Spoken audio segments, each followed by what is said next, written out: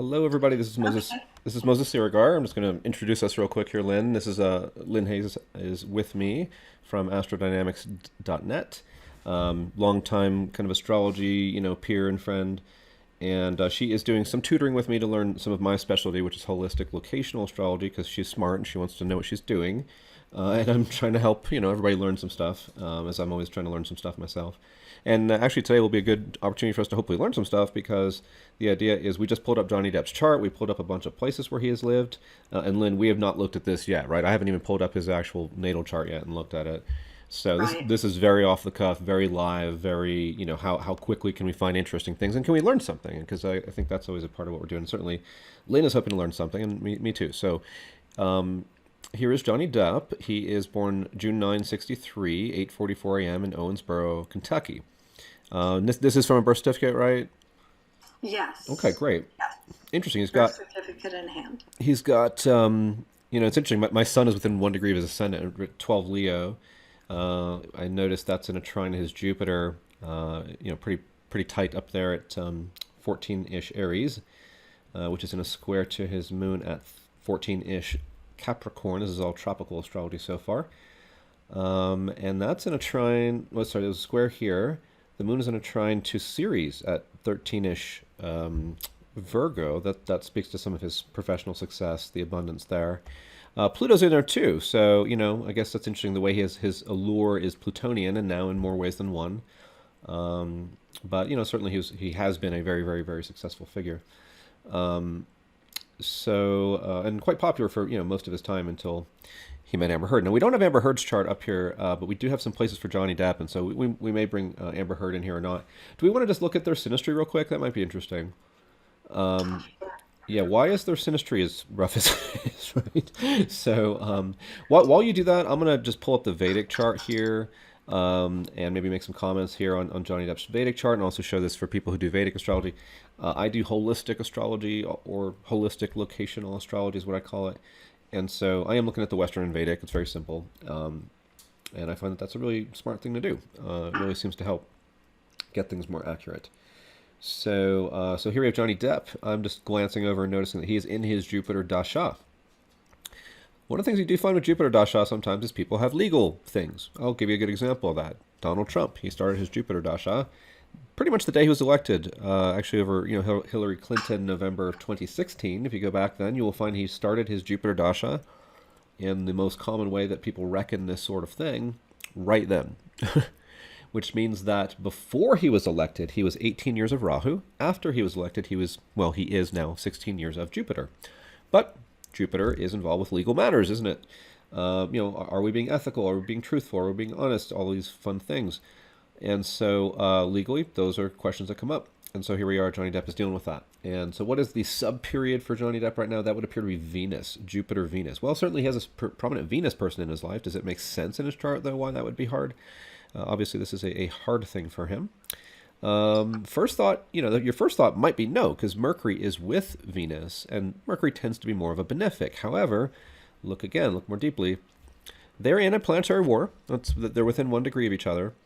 And so it gives him, think about the intense success that he has had, right? The charm, the charisma, the creativity as an artist, as a actor. So that's Venus and Mercury on steroids, right? They are in Taurus, apparently in Western or Vedic astrology. So he has this double Taurus Venus in a planetary war with Mercury, and it makes him intensely brilliant, intensely attractive to a lot of people most of his life, and now this complicated figure. He seems mercurial in a different way now. Now they are with the Sun, who governs the second house here, but the other thing that's interesting is, what was I looking at for Mercury, Jupiter? What are we looking at? What's the other issue I was going to say for him?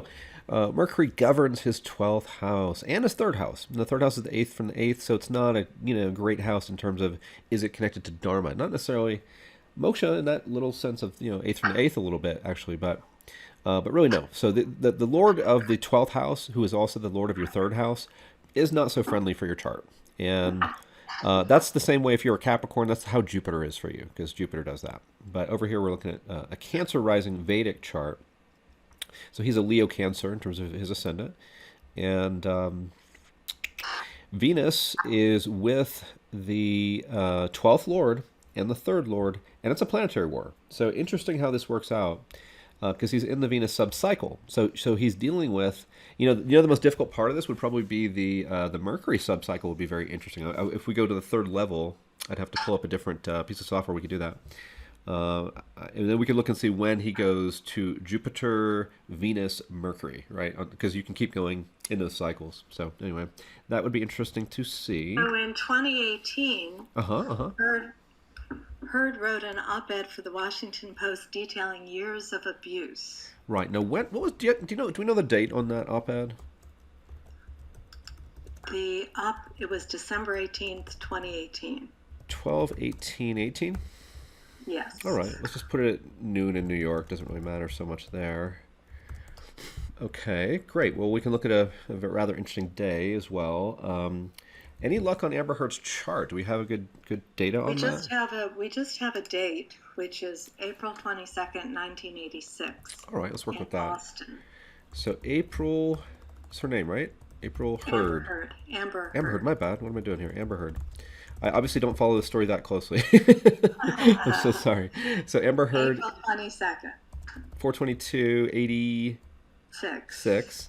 We'll any idea where she's born? Doesn't really. We're not going to get it right. But Austin, Texas. All right, we'll just say noon in Austin, Texas. And so, just to be clear for this recording, especially, this time is not her birth time. It's just kind of giving us roughly an idea of where the planets were when she was born. So I'm going to see the bi-wheel here of Johnny Depp and Amber Heard.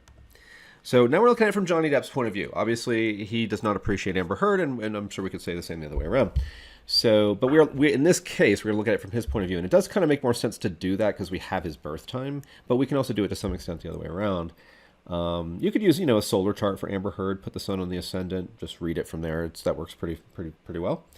But anyway, let's see what's interesting. So I'm just looking at this first time, really. What jumps out? What's interesting? Why is this so intense? The sun right on the midheaven and Pluto right on the IC is pretty significant. That's true, right? So the Sun-Pluto opposition between Johnny Depp and Amber Heard, which is about a 4-degree tight opposition, so that's a good medium strength, if not more, opposition. It is quite angular to Johnny Depp's chart. The Sun is at the end of the 9th here. Pluto's at the beginning of the 4th. Now, Pluto also, I would say importantly here, is also with the South Node, 7 degrees away. Actually, more like 6 degrees away. The South Node, look at his South Node. If we look at this in the True Node, it is 2959. Now, so that's her South Node. Oh, I apologize. That is her South Node, isn't it? Yes. So that, with her, I would be curious to look at her mean node and then see if it stays in Libra Aries or if it changes signs, in which case I think you could interpret it both ways. But, so yeah, okay. So first thing I notice is, well, there are a number of very tight conjunctions. There are a number of conjunctions within 1 or 2 degrees. And so, remember what I was saying about the planetary war? Venus is sort of in there, isn't it? Like her Venus is 25 Taurus. Now we're looking at 26 Taurus, 25 Taurus. That's Algol, right? Which is it is a more difficult star. It is famously probably the most difficult star. It's around if I'm not mistaken, 26 Taurus in tropical, and so that is quite interesting. And one of the themes of Algol can be losing your head. There's this Medusa type energy to it. So is anyone here? Do we have famous artists who have a lot of money and privilege with this Venus and Taurus energy, but kind of losing their heads in this mercurial planetary war kind of way? Are they in an intense planetary war with each other? Yes, and interesting the way the Venuses connect. So you can see one of the reasons they would connect so powerfully to begin with. Now, interestingly, one of my sort of channeled actual astrology teachers, Hilarion, there's 20 books or so.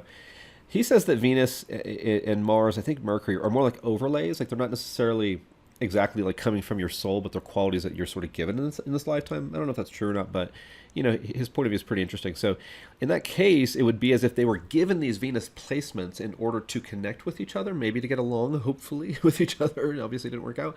But interesting that this may have been something that, from that karmic point of view, at least that Hilarion point of view, you could say, I wonder why they arranged it this way so they would meet up like this, I noticed so real quickly then Ceres right between her Ceres right between his Uranus and his Mars.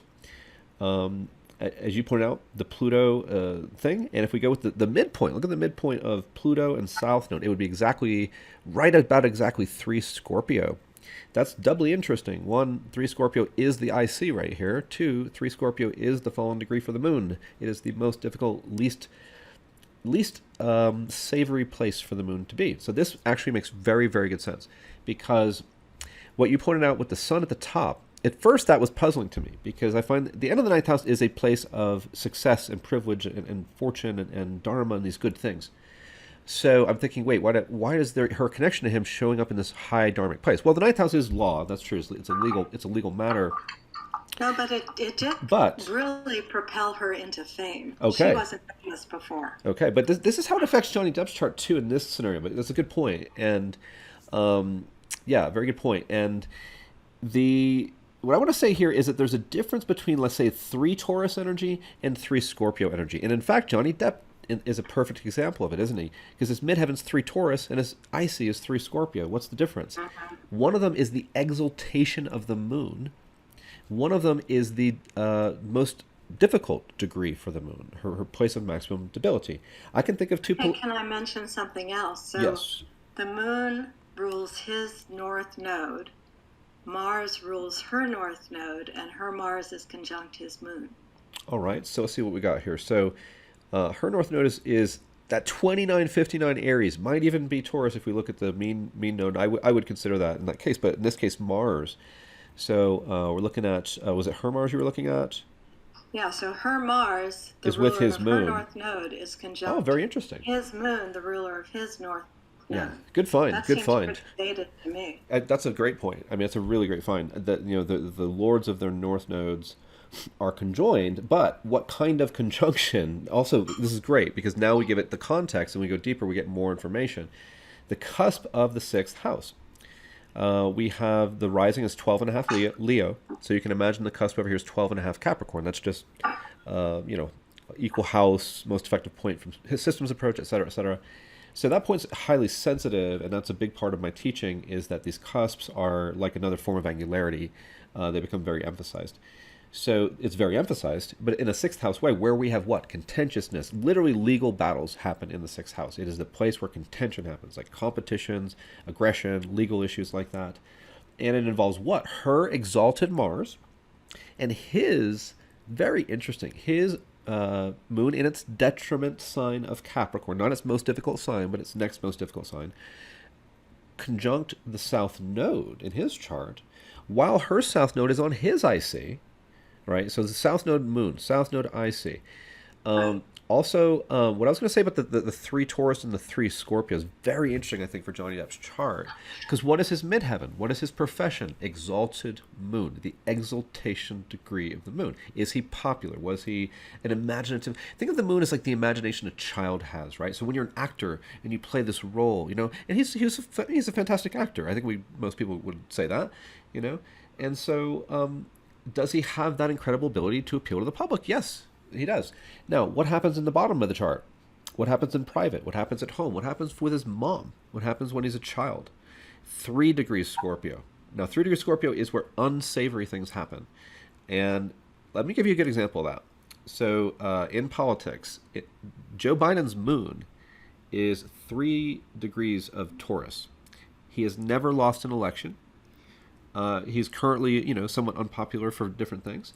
But that guy has that kind of pearly white smile where he kind of tends to come out ahead, even if it seems like maybe he didn't, whatever, he just kind of does. But Hillary Clinton, who faced a very different outcome in her election against Donald Trump, her sun, S-U-N, is 3 Scorpio. So it symbolizes not only her career, her heart in a way, her power, her leadership, but also her husband, also her father. So was her husband involved with any unsavory activities in his role as president? Like, of course, the infamous event, right? With the intern. And so that is an example of 3 Scorpio energy. It can be very, very intense. Now, it doesn't have to be negative. It can be, I'm going to help feed people who are starving in Africa, which is what Bono does with his moon, 3 Scorpio. He would put on concerts. He would raise money to feed people, I think AIDS and different things. So that's a good example of 3 Scorpio. Bono from U2, his 3-degree Scorpio moon. A great example of a positive expression of it. So yes, great things here. And notice again that the 3 Scorpio is the midpoint of the South Node and Pluto. So so here's someone for Johnny Depp. What does Amber Heard do to Johnny Depp? She takes him deep down to his IC, and it's like scissors here. It's like the South Node is one side of the scissors, and Pluto's the other side, like 2 malefics are like, cutting here. But they're cutting deep into his deepest wounds, which actually go back quite possibly to his mother. He has talked about the abuse he has suffered with his mother. So right off the bat, speaking of compassion, the wounds, her Jupiter is conjunct his Chiron also. Very good point. Yes, and so I was just going around the chart and finding all these tight conjunctions. We haven't even made it halfway around the chart, right? It's like there's so many, Yeah. So let's just name those very quickly. So we'll start over. We'll start with the first house.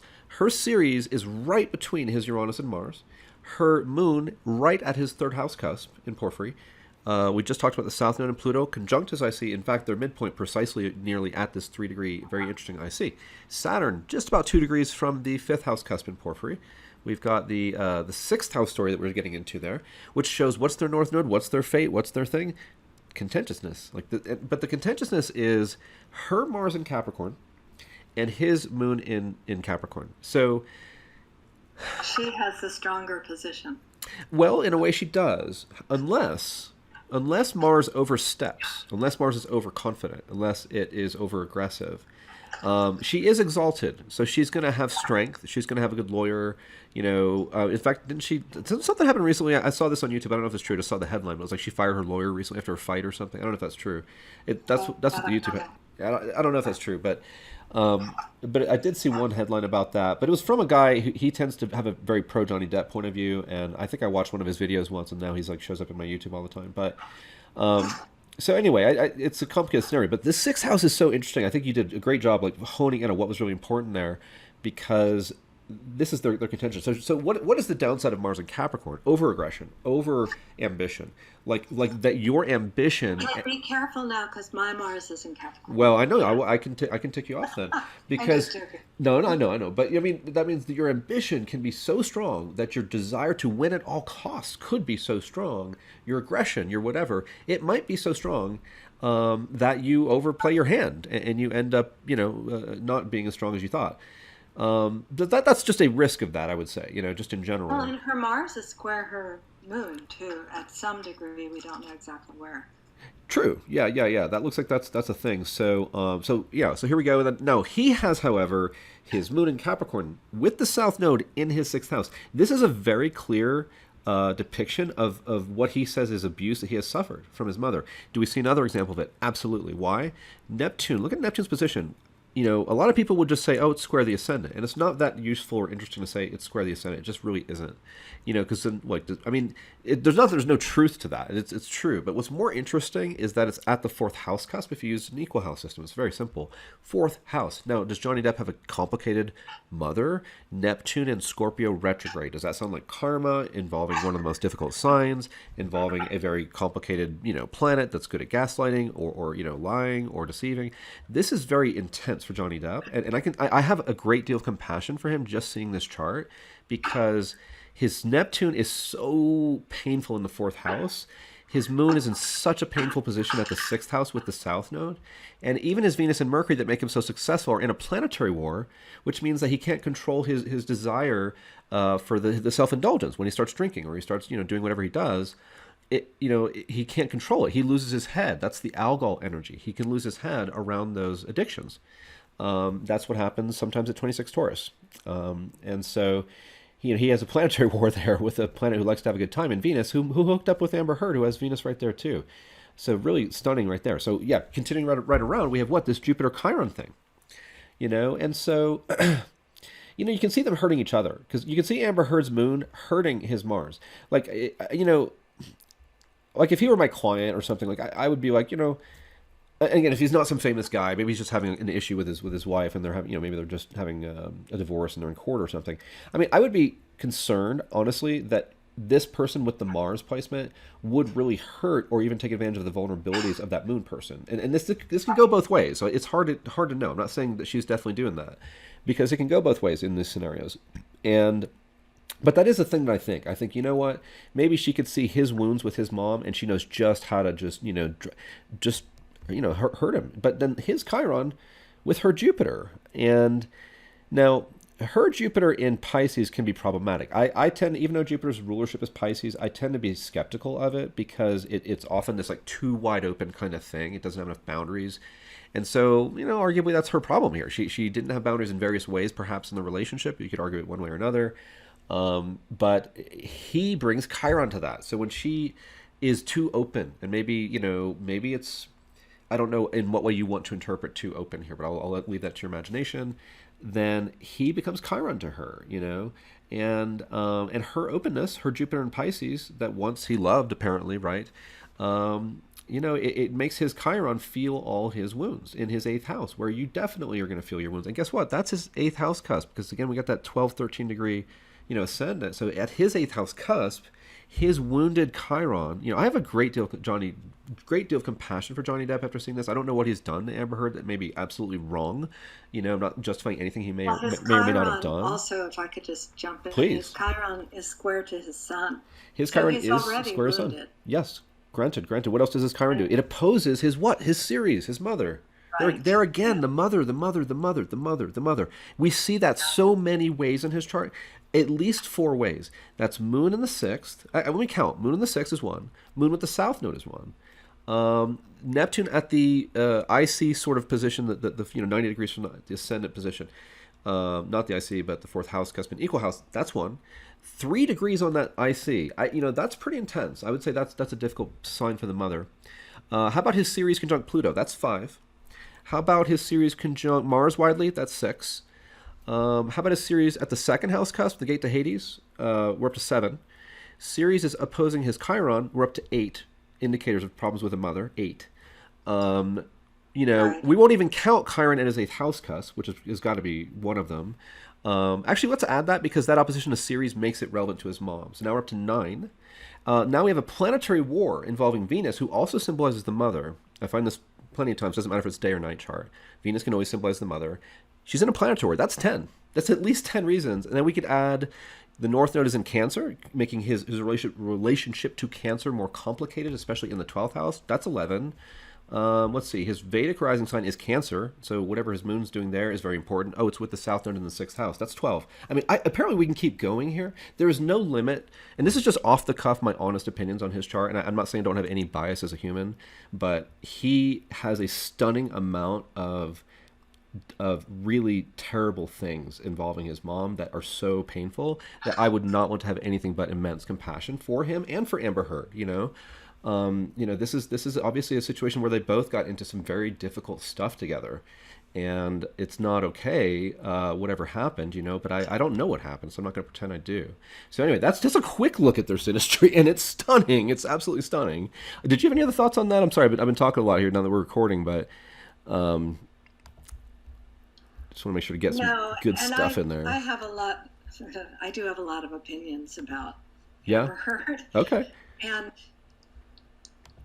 But clearly, with Johnny Depp, he had such a promising early career, and then he had so much trouble later. Yeah. Yeah, true. But as far as, it does seem like she brought out all the worst of him. Right. With that Jupiter squaring his sun, brought out all the worst excesses. Oh, so her Jupiter, were under control for some time. Yeah, I don't know, but yeah, you're right. The Jupiter Chiron conjunction squares his sun. What else does that do to her chart? So you switch them, so now yes, in the middle. Now I have a solar sign, sun on the first house system. So I'm using a 218 ascendant on this with Taurus. And so this is a relevant chart. Now we don't know exactly where her moon is. It could vary a little bit, obviously, during the day. But we know it's somewhere over here. Her sun is in his 2nd house, so there was some financial gain to her. She wasn't well known before all this started, so it did boost her fame for sure. Yeah, yeah. Do we see where all do we see that? Do we see indications? Let's think of him sort of boosting her fame. I think one of the ways I see that Well, this is is her son in the second house, so it right. Uh, helped her financial situation. well, his son rather falls into her second house. So what we're saying, right? Oh, sorry, that's what I meant. Yeah. Yeah. And and you notice obviously his Venus and Mercury are with her Venus as well. Now, I will say that Venus is first house. She's not in the second in my book. Um, the various house systems I use and so on, but that's a first house, so yeah, he is bringing two very strong benefics. Now he brought the planetary war with him too. He brought this incredible success, this incredible wealth, right? Johnny Depp, and all the rest. That's a good example of a planetary war between two benefics. One of them is dignified, doubly dignified to zodiacs, and conjunct Algol, which is unfortunate here. Um, well, it has unfortunate results anyway. I mean, it is what it is, I guess. But the thing I noticed here too is look at her Ceres. Now, she has Ceres in a very tight position here to her fifth house cusp. If we use this solar chart, where it's in a perfect trine essentially to her sun. So that's very, very significant for why she would benefit from a man, a sun, right?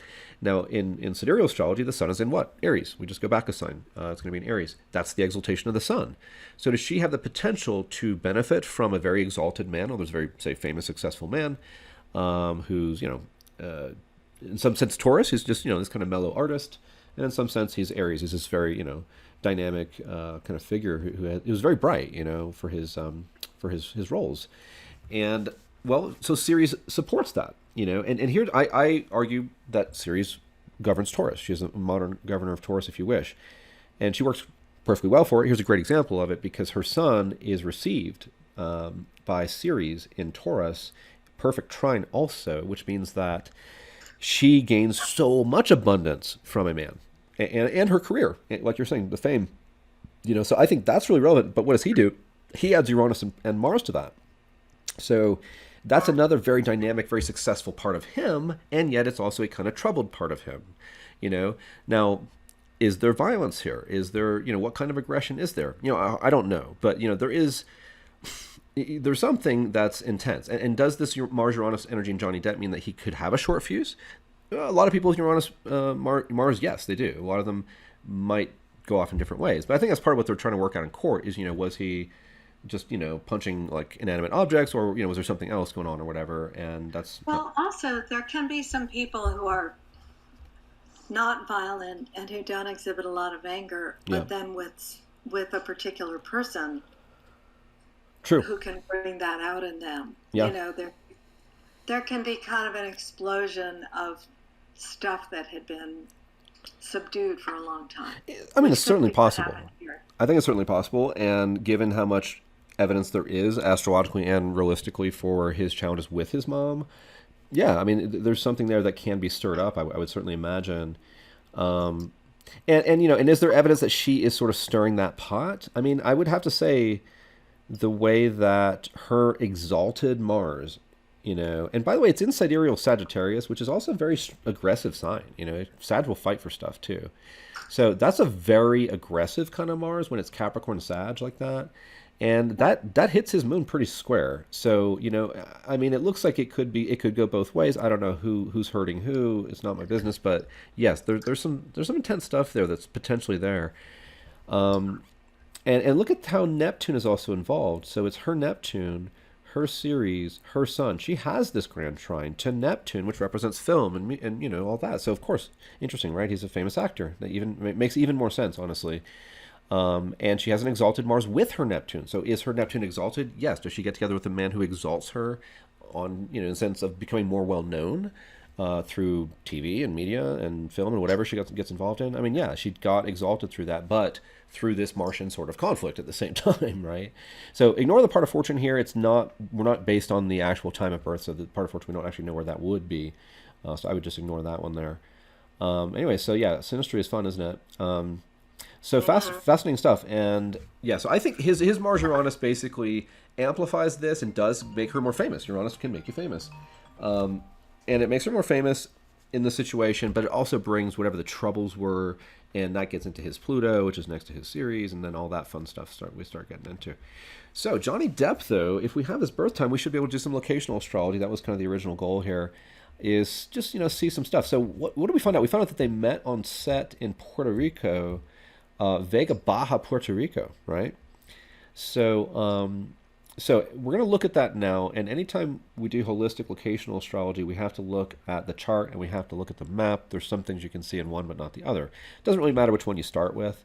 I will start with the map here in this case, though, because it might be really stunning. We'll see. The map is often quite stunning. Given that this is where Johnny Depp met Amber Heard, I'm going to guess, and I have not looked at this yet, we're going to see some stuff. I would imagine there's a really tight parent or a really tight local space line. But let us see what we got here. So Johnny Depp. And then if you can explain the parents and the local space lines, that would be helpful. Absolutely. So do we have a very exact parent? I'm going to say no. I think that's actually too far for this moon Jupiter. Let's see how far that is. That is indeed too far for me to say that's significant. That is 1.5 degrees away. So no, I was wrong about that. But what I was right about is that there was, I said it'd be one or the other.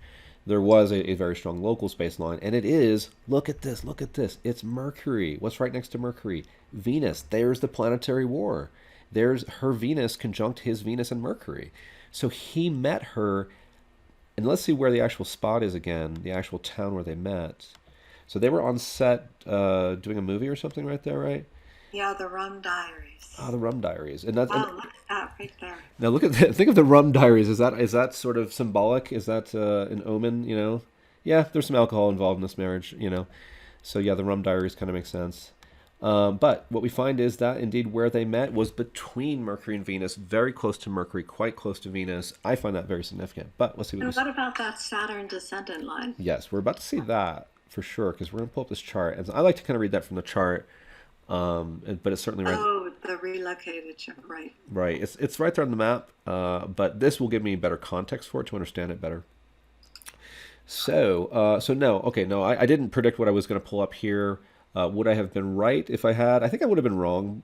But one thing I could have been right about, as I might have said, something very intense at the 6th house cusp or the 7th house cusp. And well, the 7th we have Saturn. We saw that on the map already. But the south node, that we wouldn't necessarily see. 24 is the degree here. The node, we're going to round it up to 21. So it is about 3 or 3.5 degrees off.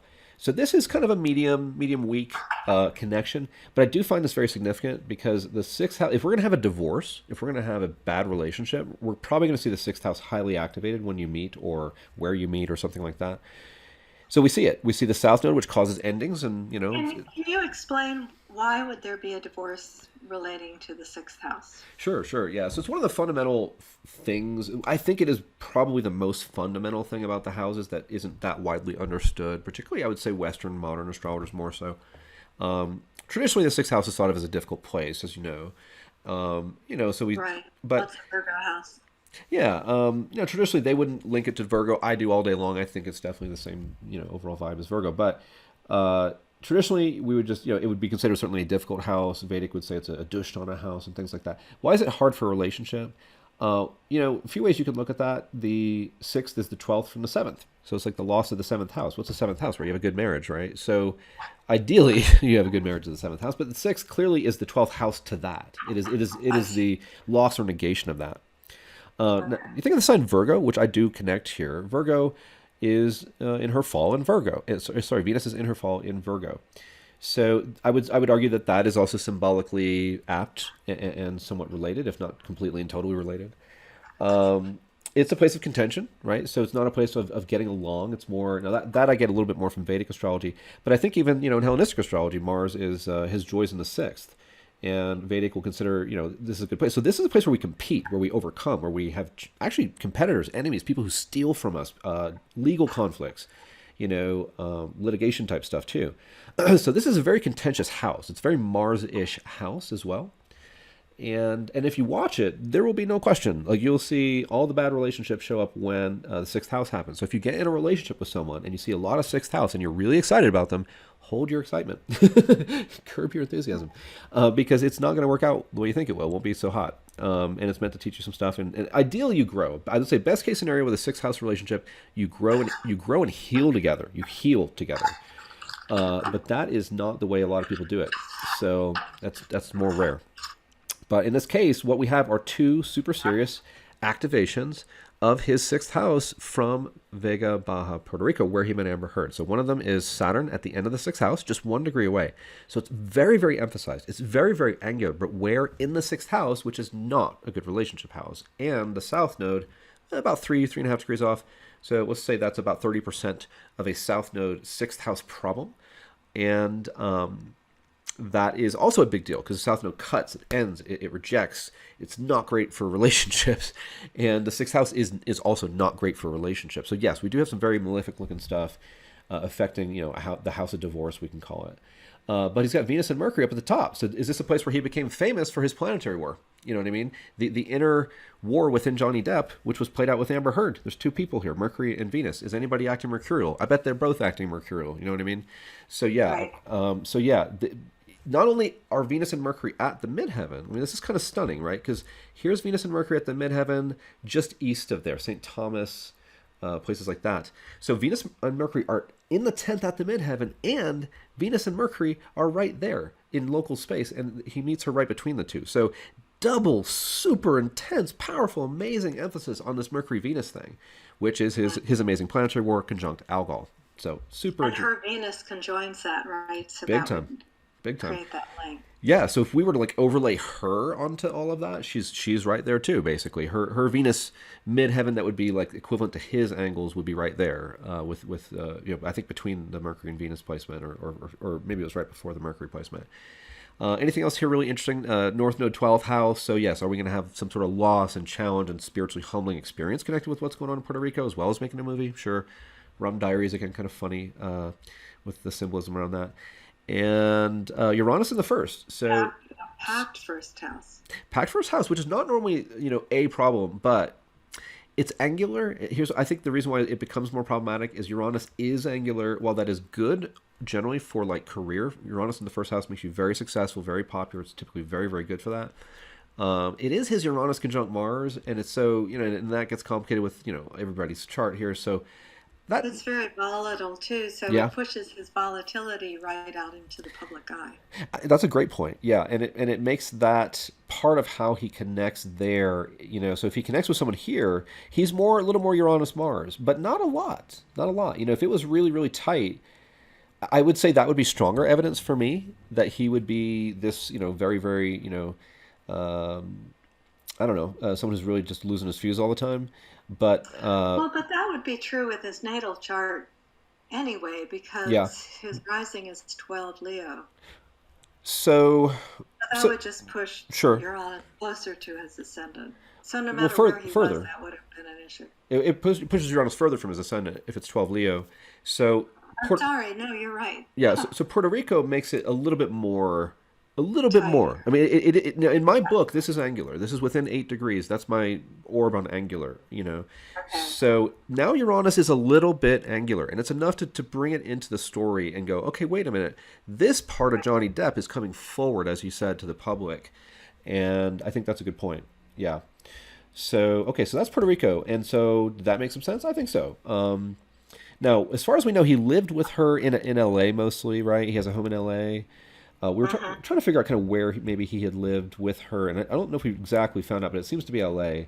So if they lived together somewhere other than LA, then someone can correct us maybe later if there's if this is on YouTube or something, and we'll figure that out. But so here's Johnny Depp in LA. So this ought to be pretty damn interesting, right? We should see very strong evidence of a famous actor, right?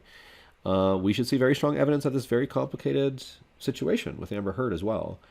So I am looking at the chart first this time, so we'll do it the other way around this time. So Actually, the zero Aries point at the midheaven seems symbolically significant somehow.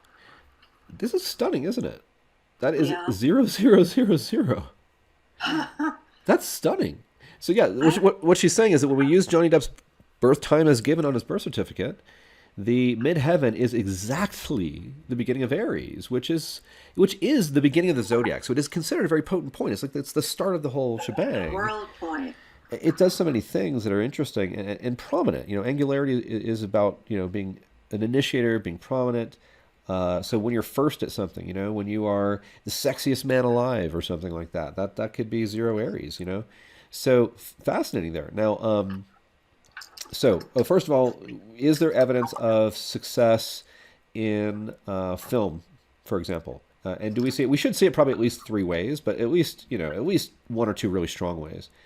Well, there's Jupiter in the 10th house, Jupiter Now, with Jupiter, yes, Mia. yes. No, but be more specific too. Not just Jupiter in the 10th house, you're correct. But why is it very significant? Because it's the same degree as the ascendant. Yes, it's just about 1 degree away. So that is the 10th house cusp in an equal house system, which means he does have this 80%, like, within 1 degree, pretty well, just about within 1 degree, very, very strong Jupiter 10th house story. Where is his Jupiter in sidereal astrology? I know this is not your forte, so I'm testing you a little bit. Well, it's not my forte, and I really try to keep it astrology altogether.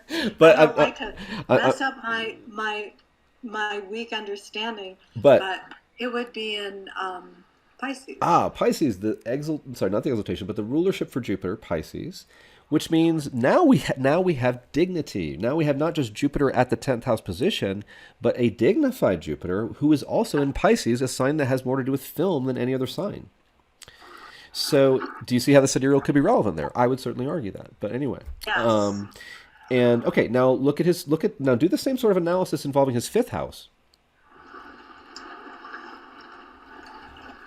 So Neptune is in the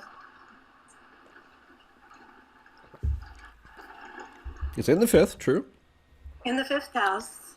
Neptune having to do with culture and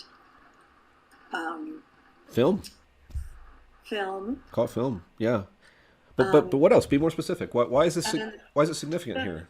well, the 5th house of creativity, creative ventures. True, true. But look at the numbers. You're wanting something- Oh, it's at the same degrees as what?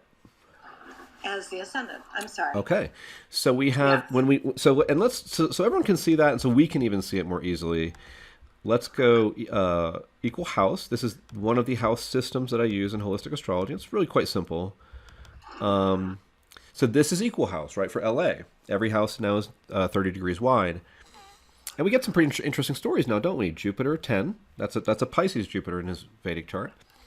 Neptune 5. And you know what? Libra is probably relevant too. Libra being a more artistic sign. So if we go back to sidereal Libra, that could make some sense.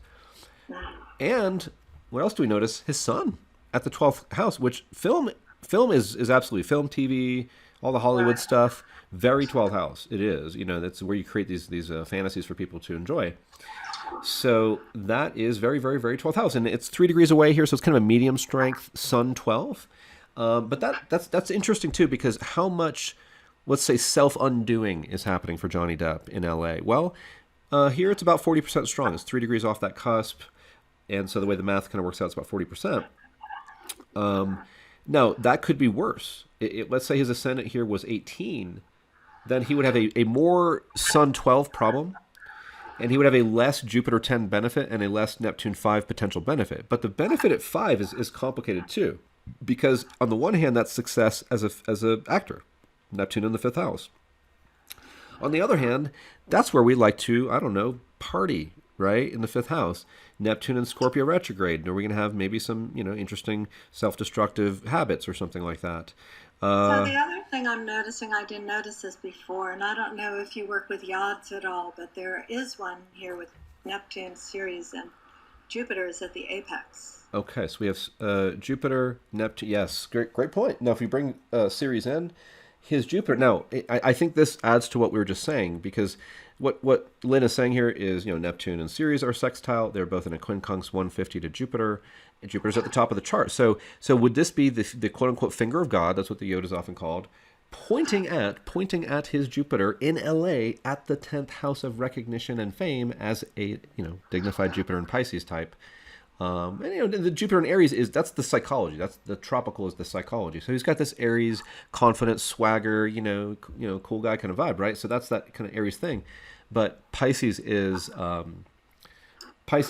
showing you, the sidereal again shows you the objective truth, which is it's film. It's Jupiter and Pisces. And yes, that's a very fascinating point as well. All right, so we've seen quite a few things here already for Johnny Depp in LA. We haven't even looked at the map yet, and that's going to make things probably a lot more interesting. So predictions on that before I look at it. I mean, I won't be surprised if I see Ceres involved. Obviously, Jupiter can be involved. Something involving his son could be there. And I mean, there could be a mix. It could be like a mix of like a good parent and a tough parent or something like that, or So maybe this is the relocated chart you're looking at the map for, not the natal position. yeah. This was his relocated for L.A. That we were just looking at there. One Right. one thing we didn't talk about here was the nodes. So the north node's in the first, south node's in the seventh. They're both about what 5-6 degrees off. So kind of on the weaker end of that one, but maybe medium strength, maybe. Uh, and so North Node first house, you get to get out there in the world and be you and have success here as a Cancer. In other words, as an imaginative, sweet seeming person. I mean, for so long, that's how we thought of Johnny Depp, right? He's a sweet, nice, cute guy, right? That was how he was so successful. So that's his first house. He gets to be this North Node in Cancer, an actor, right? Very prominent, very cardinal. But the South Node in Capricorn in the seventh with his moon over there, that's a whole different story, isn't it, right? So that's the seventh house thing that we were thinking we might see, or we should have been thinking we might see. The moon is in her detriment. It's at the end of the sixth house. That's significant. That is mega significant. The fact that it's the end of the sixth house means that he's got to deal with the healing. He's got to deal with the pain. He's got to deal with the wounds that are from his mother. So he's So I want to add something to this because his first big relationship, from what I can tell from my research, was with Winona Ryder. right. That the love of his life or whatever. Okay. And they were also in Los Angeles. I see. I see. And obviously it ended, so I'm guessing that that was not a great situation in the end, but I don't know. Well, it lasted for a long time, Okay. and I can't remember why Okay. That would be they interesting, broke up. because again, it suggests that he's healing his wounds with his childhood, his mother, most likely, or whatever, and he's got to do that. If every time Johnny Depp is in LA, he's never not going to need to deal with his emotional stuff, you know. So that, if he were my client, I would say, this is part of what makes this challenging. You could be very famous, very successful. You get this 5, 10, 12 thing that's kind of amazing.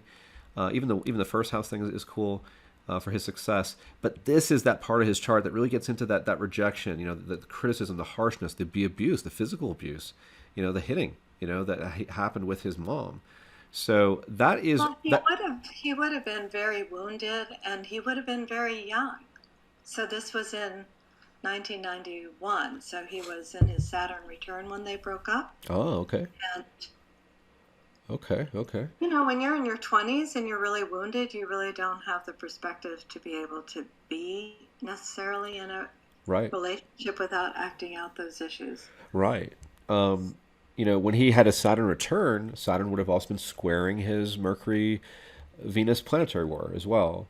Right. So, that's a thing too. But yeah, that seventh house, with the South Node there, his chance of having a real happy relationship in LA really goes down quite a bit. It's not something you would predict at that point. You would say, yeah, probably not. Well, what about the moon right there on the descendant?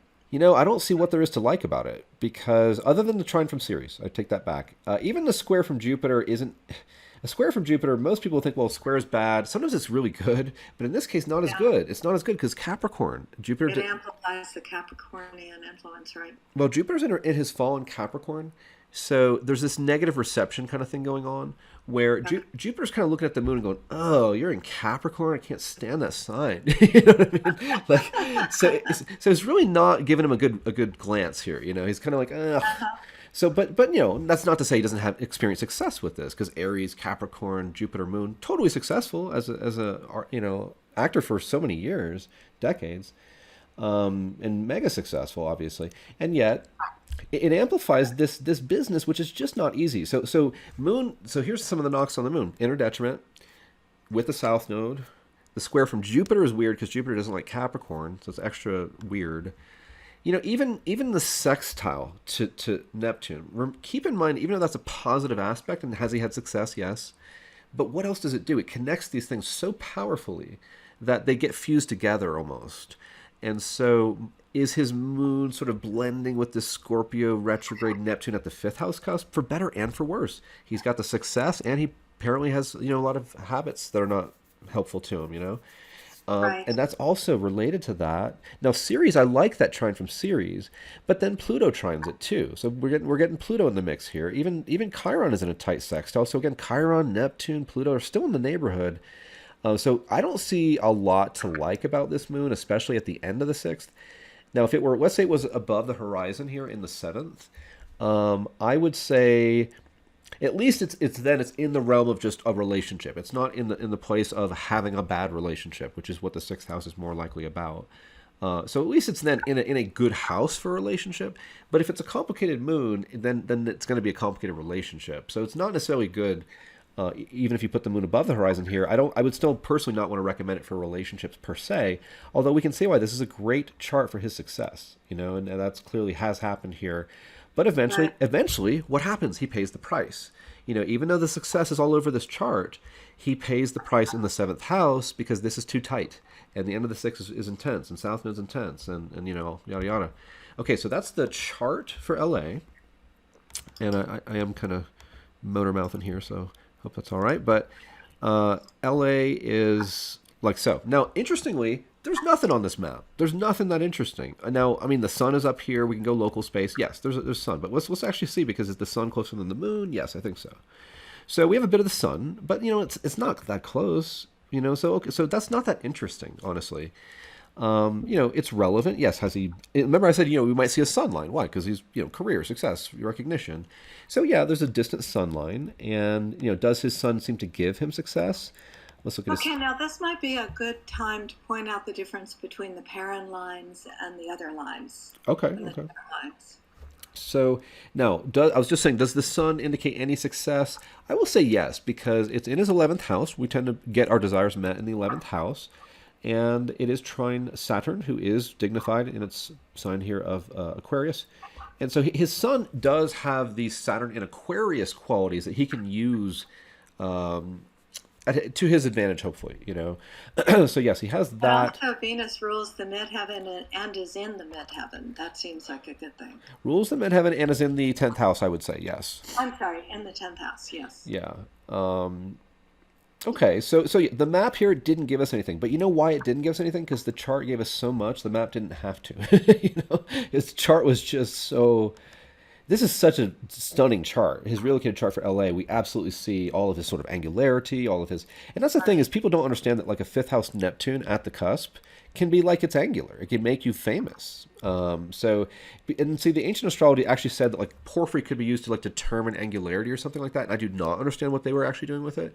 What I do know is that you can use it that way. You can use it to say this is as if it's angular. It's that important. It's that emphasized. So that's how his Neptune is there in LA.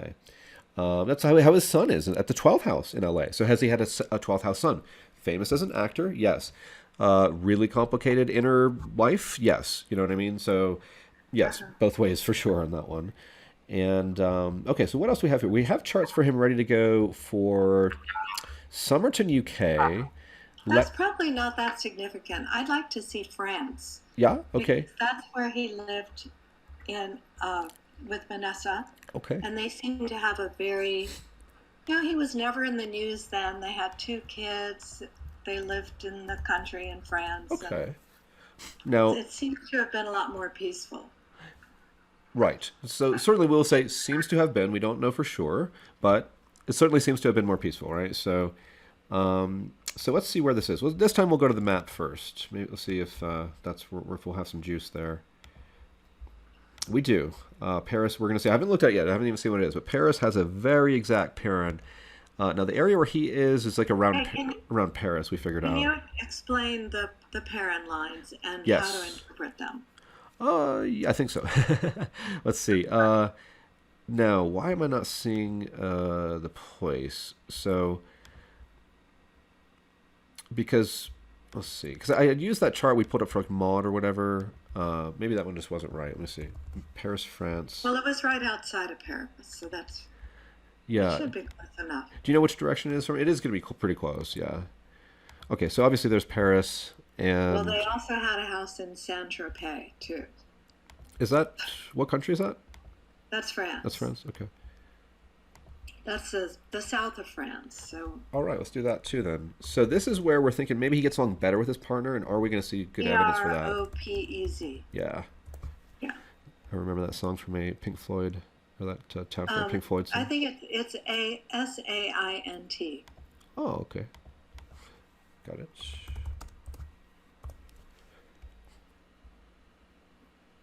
Oh, no. We're failing to pull it up. What? So, how's it spelled? Try It's try got a putting that hyphen in there. hyphen. Well, I think it would show up right there. Oh, there's an E. Well, there's not always an E. Well, Well, that's so weird. well, I'm gonna have you work on that while I actually look at the chart here for Paris, if you want to. So here's Paris. Okay, so we seem to be getting along better. That's what the appearance is to the public. We do not actually know. Oh, well, Libra is rising, so that. That's a thing. Yeah, Libra is rising, so that does put some focus on, ideally a nice approach to relationships, something fair and And the balanced. sun is in the eighth house, so he's not so much in the public eye. Yeah, okay, that's true. But I'm not going to say it's in the eighth house, though. I'm going to say it is actually very much in the ninth house. And when we look at the equal house chart, we're going to see 22 Gemini on the ninth house cusp. The sun is within 5 degrees of that. Therefore, it is not in the eighth house. It is in the ninth house. And so, is he having a happy time there? Yeah, if that's true. If this is a nice place. They're out in the woods. Sun is his joy is the ninth house. So this is the sun at the ninth house. So this is why he's having a better time there. Partly, it's the sun's joy. The sun's a happy planet. If the sun's not happy, we're not happy. If the sun's happy, we're pretty happy. It kind of works like that. So let's see. All right, so that's a thing. The Sun ninth house would be very good evidence. I would say for a better place for him, a more happy place for him. But here's another really great one. Is Saturn is at his fifth house cusp. The rising's 22. Saturn's 23. Very strong connection. Dignified Saturn, fifth house cusp, good place, strong planet, trine to the Sun at the ninth. So we have a 5-9. 5-9.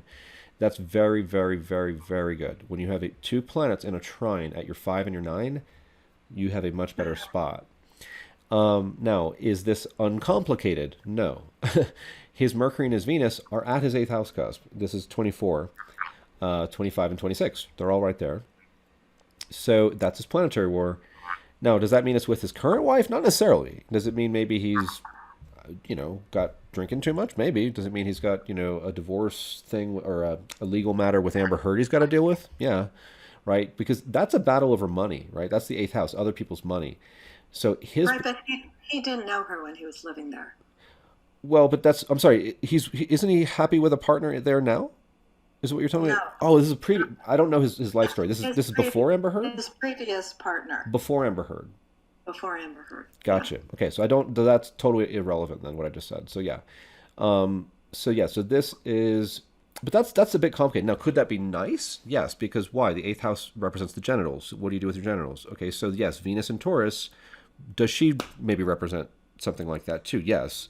So it's very sexual and it's very intimate, and we have marriages at this point, and they get complicated and they get sexy and then they turn into divorces. We fight over money, So that's the eighth house.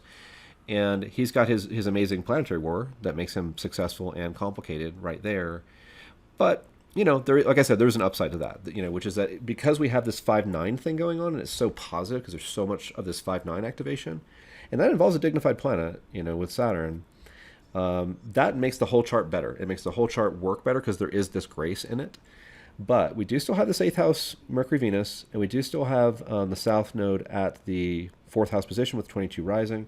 That's hard. That's hard for like home family stuff. So I don't think that is totally happy. Actually, I don't think this is. He may not be as happy there as we may think. Well, I guess if he was happy, he wouldn't have ended up with Amber Heard. That may be a thing. I don't know. So, yes. So there's some evidence here of both great joy and good luck and like that kind of nice ninth housey stuff. And can I please computer do your thing here? Hang on, I'm trying to get my computer stopped. There we go. So now the map though, we were starting to talk about that.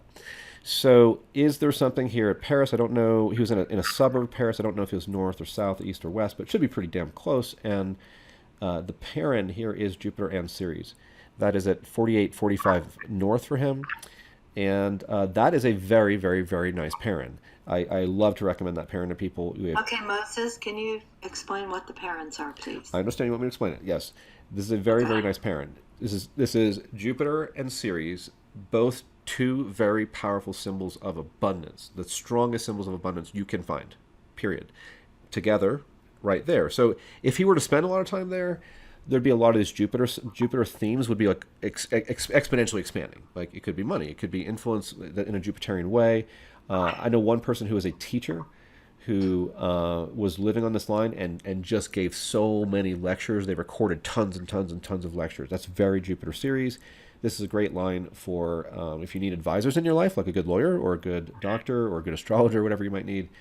Really great for that. So very, very good pairing. But right north of it a little bit is the Moon Pluto and the Venus Pluto, like 2/3 of a degree to the north of there. That's more complicated looking, but not as close to Paris. Therefore, Paris is a nicer latitude. If he goes north, not as fun. Not as fun. Moon Pluto, Venus Pluto, unless you're having some fun with it in the bedroom, it's not that much fun overall. So, yeah. So anyway, so what are the parents like in terms of technically how are they formed? Well, no, I don't care so much about that, but I'd like to know the like how you would interpret the parents Okay. differently than the chart lines. Is that what you would call the other lines? The lines of the chart? Right. The main difference with the parents is I just mostly just combine the planets in a very straightforward way. They're very simple. Okay. So kind of like when you're looking at transits and progressions, you kind of put them together Yeah, to come up with a story. Is pretty it that? pretty much. Yeah, I mean that's a big part of it. Like you've got basically a stew, and so let's say he lives up here in these places. I hate how my French is terrible because I used to actually have a little bit of a French ability to speak French a little bit, but. Anyway, all these towns that are a little bit north of Paris here, if he goes and lives in those places, he's got a stew he's made for his life. And that stew contains 1 part Venus, 2 parts Pluto, because Pluto shows up twice, and 1 part Moon. So we go Venus, Pluto, Pluto, Moon, Oh, yeah. and you stir it up. All right. So if you have a thing like that, you can kind of combine them, and that's a very practical, efficient way to do it. And it works that way. It just works that way too. But it's a subtler thing when you get into like, well, how much of this spice is going in the stew? How much of this spice is going in the stew? And so if he's in Paris, he gets a lot of the Jupiter Ceres spice, tons and tons of Jupiter Ceres. But And then what if you add the chart lines into that? okay, hang on. But let's say half a degree to the north is Moon Pluto, Venus Pluto. So we're going to have half as much of those, right? So Right. if we're making a stew, we've got now 2 parts Jupiter, 2 parts Ceres. You could say 1 part Pluto, but half a part Venus and half a part of the moon, So something like Right. that. Let's just give you some idea of how you might kind of do. But in your head, you got to kind of think of that. Otherwise, you're going to get the balance wrong. You got to, it's very Libran. You got to get the balance right to understand it just right. Because that's the difference between this being like a good place or a great place or whatever it might be. And those are important distinctions to make. So parents here, if you were within the really acute effects, the ones that people are really going to notice, every day, pretty much, anything within 1 degree, but it's very proportional within that 1 degree. So if you go half a degree away, it's going to be half strength, and then you just do the math from there. It's very simple.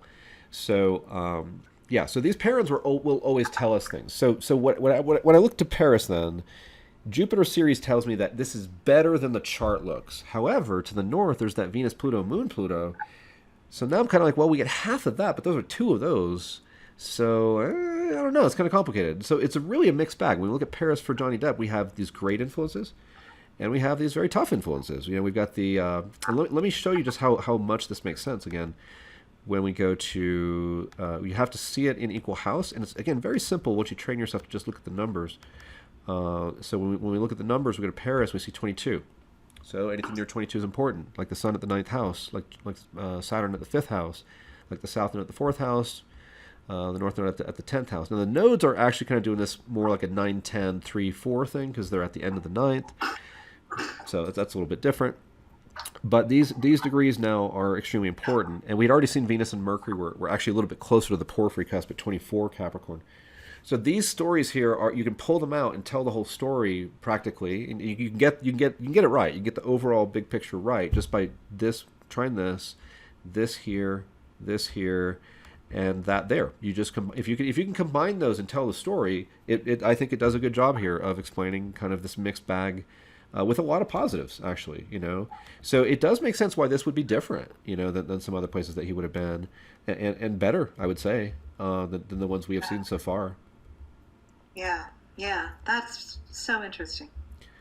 Now let's see. We had Australia. Okay, so Australia. I have not. I'm just seeing it now that as I can barely see it on the screen, but I'm actually looking away from the screen because I don't like to bias myself too much. but Okay. so Australia. So the story is he and Amber bring two of their dogs there, right? And the people who are grooming the dogs bust them for illegally having dogs, right? So I'm thinking we're going to see Mars issues. As we can see from the chart, we see sixth house issues. That was going to be my next guess, but I can't say that that was unbiased by having seen the chart, because I did see the chart. So now on the map, I haven't seen the map yet. So on the map, I would expect to see a Mars parent of some sort, or local space. And if not Mars, then maybe it would be a planet in his chart. Let's see if there's a planet in his chart that would seem to be connected with dog issues. Like, look at his moon. It's in the sixth house, so pets, right? So maybe his moon's south node show up there. Mars, obviously Mars is in an interesting spot in his chart between Uranus and Pluto. All right, so let's go to the map first this time. Maps are always fun to look at. I used to love just sitting in class in high school, just staring at the maps.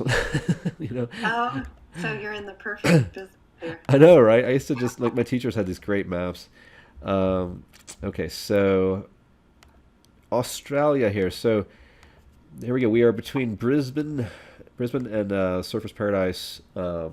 This is this area where they were, and so the people the dog groomers, right? They were here. They were here. All But right. there was other stuff that happened too. He was fighting. I'm just Okay. Okay.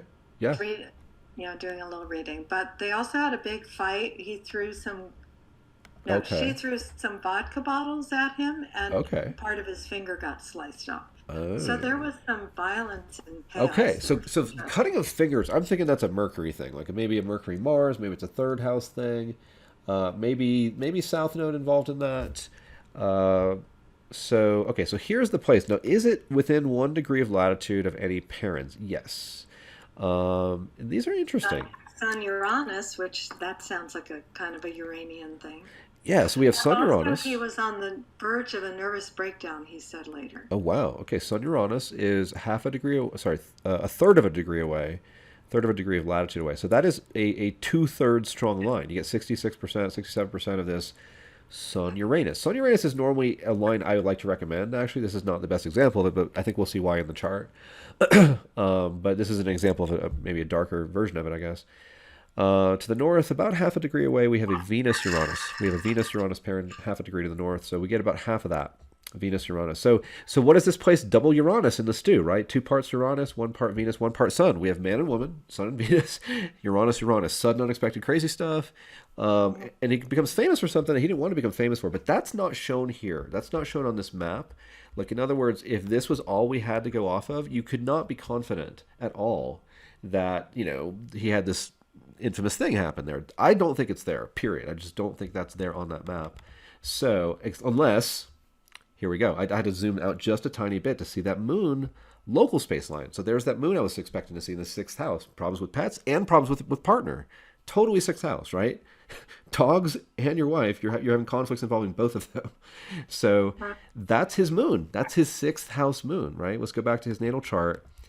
Johnny Depp. Is his moon in the sixth house? Yes. Is it on the sixth house cusp and equal house? Yes. Is it in there in porphyry? Yes. Is it in there in whole sense? Yes. Is it in there in Vedic astrology? Yes. He is a totally sixth house moon. So he goes to this area, the moon is activated, and he has a problem involving pets and his partner, and gets his finger sliced, right?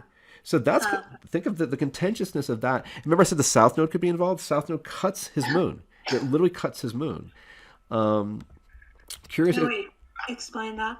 Well, South Node it's kind of Martian, and so Oh, it's conjunct.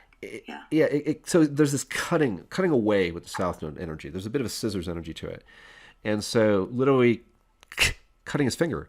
Now the third lord of his chart for the hands would be Venus if we do tropical astrology.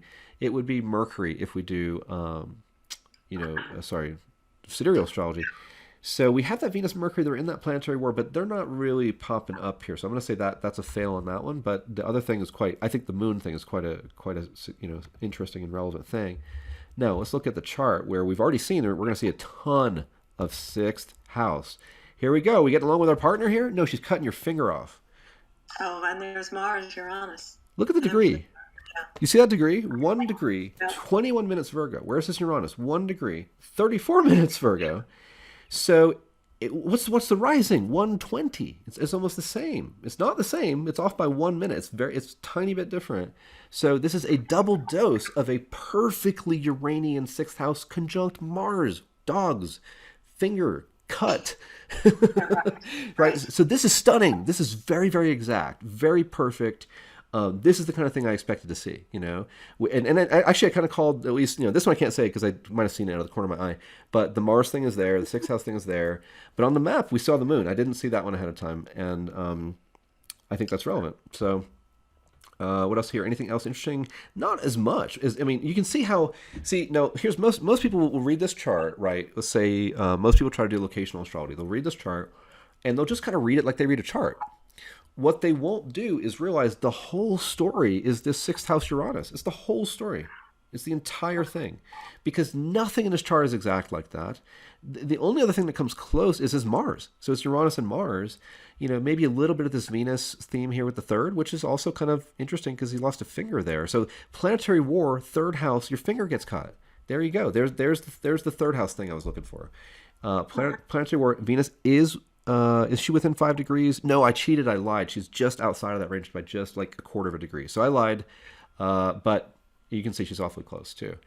So yeah, that's pretty wild. This one is a great example. Oh man, that's just, see, this stuff works so consistently and so reliably. What was Fairfax, Virginia? Was that where they got? Oh, that's the court. That's where they're in court. I wonder why they're in court there. Yeah, I don't know exactly. That's a good point. But I might do some research while you're talking. Okay, that's interesting. Now, here is Johnny Depp in court. Now, I don't know if because he was in court with her before, right? Now, was that in LA or somewhere else? I wonder if that, I wonder where that was. Oh, here's why. So this is very Jupiterian. Okay. The trial is being held in Fairfax County because Heard's lawyers had sought to have the case tried in California, where the actors reside. Okay. But a judge ruled that Depp could bring the case in Virginia because the Washington Post, and this whole lawsuit is because Amber Heard wrote an op-ed in the Washington Post, right, saying that she was a victim of abuse, and their servers are in Fairfax, which seems really like a far reach. Huh. But that's why Fairfax. Okay, so Johnny Depp wanted it. Johnny Depp wanted it there, right? Yes, he wanted it there. Okay, and I'm sorry to repeat the reason, please. I'm looking at the chart and trying to listen to you at the same time. Okay, so the lawsuit is against Amber Heard, who wrote an op-ed in the Washington Post. I understand. The Washington Post computer servers are located. Oh, I see. I missed that. Okay, thank you. Well, it's weird. It seems like a real reach. I don't know, but he did it, right? So, yeah. So here it is. Now, look at this chart. Look at the IC. This is real. This is his real relocated chart to Fairfax, Virginia. The IC is 1324. What is his Neptune? 1324. 24, yeah. It's exactly the same degree and minute. And what's coming up is his abuse with his mom. It's all this ugliness from their marriage, all this ugliness with drug abuse, right? So this is one of the principles here, holistic astrology, is when these things are really exact, you can also be super famous for these things. Is he currently really famous for abuse involving his mother, drugs and alcohol and stuff like that? Yeah. Holy crap, yes, right? So it's just amazing, right? Now, sixth house is divorce, but it's also this legal matter when you're going after someone legally, and he is, right? He's suing her for defamation, right? So that is now. What? Look at the ascendant, 2039. Look at his south node, 2038. Yeah. Wow. This is not so. In a way, I don't think this is a great symbol for him here. In a way, if I was his astrologer, I don't know if I would have told him to do it here, because Yeah. this doesn't look good for him. In a way. Now, Saturn is actually quite powerful here in the seventh. It is very dignified in Aquarius, and also in Vedic Oh, astrology, it's wait. I have dignified. to read you a headline Please do. from the Washington Post yesterday. The Depp Heard defamation trial in Virginia is a strange and surreal scene. So That's it. doesn't that fit in with the Neptune? Strange and surreal is Neptune K2, Neptune South Node. Strange and surreal. Perfect. Strange and surreal. And so, what is mega famous here? Strange and surreal. Right. But in a place Yeah. of sixth house, which is contention and divorce, Yeah. lawsuits, and the fourth house, which is your most private stuff, and it's your family, and it's your mom, and it's your home life, and it's how complicated is your soul. That's a very serious place. Now, to his credit, perhaps, or at least maybe better news for Johnny Depp here, is that he does have this Jupiter ninth house position. It is near the Porphyry cusp, just 2 degrees off. So he has about 60% of a dignified Jupiter at the ninth house. So he does have some good fortune from that, I would say. Maybe that's a good lawyer. Maybe that's he's just able to connect with the things maybe that are true, like the things that are honest and true. I think this would probably help him to deliver that information better. But it doesn't mean he sort of wins the case. Again, prominence from Saturn, angular prominent, involving a lawsuit, obviously. Retrograde is the karma. Serious business here. So they're settling their business, obviously, in the most public way. And then Venus, Mercury are they emphasized? Well, So yeah, because they're in the 10th house where it's all very public. true enough. But again, I'm teaching you in this case to not just say it's in the 10th house, therefore yes. So is it near the midheaven or the rising degree? And here we have 2039. Mercury is within 5 degrees of that. So we do have a Mercury 10 if you measure the 5 degrees there. So then would you say Venus is also there by association with Mercury? A bit, especially because they're in Taurus, her sign. So yeah. So I think we are getting at least some of that activation to tell us, okay, the famous story of the planetary war between Mercury and Venus. That's basically what we're watching on TV right Right. now. And so it is to point out it is within 5 degrees of the ascendant. 11th house, we have what? Sun at the 11th. Now that tends to be gaining. 11th house, you tend to get what you want. So he may indeed get some of what he wants here with the Sun in this aspect to Jupiter. But I'm honestly seeing a kind of a mixed bag so far. So I'm not really making a set prediction here yet. North Node is with the 12th, which is emphasizing loss, emphasizing again the matters of your subconscious. The ways that you lost it when you were drinking or doing whatever.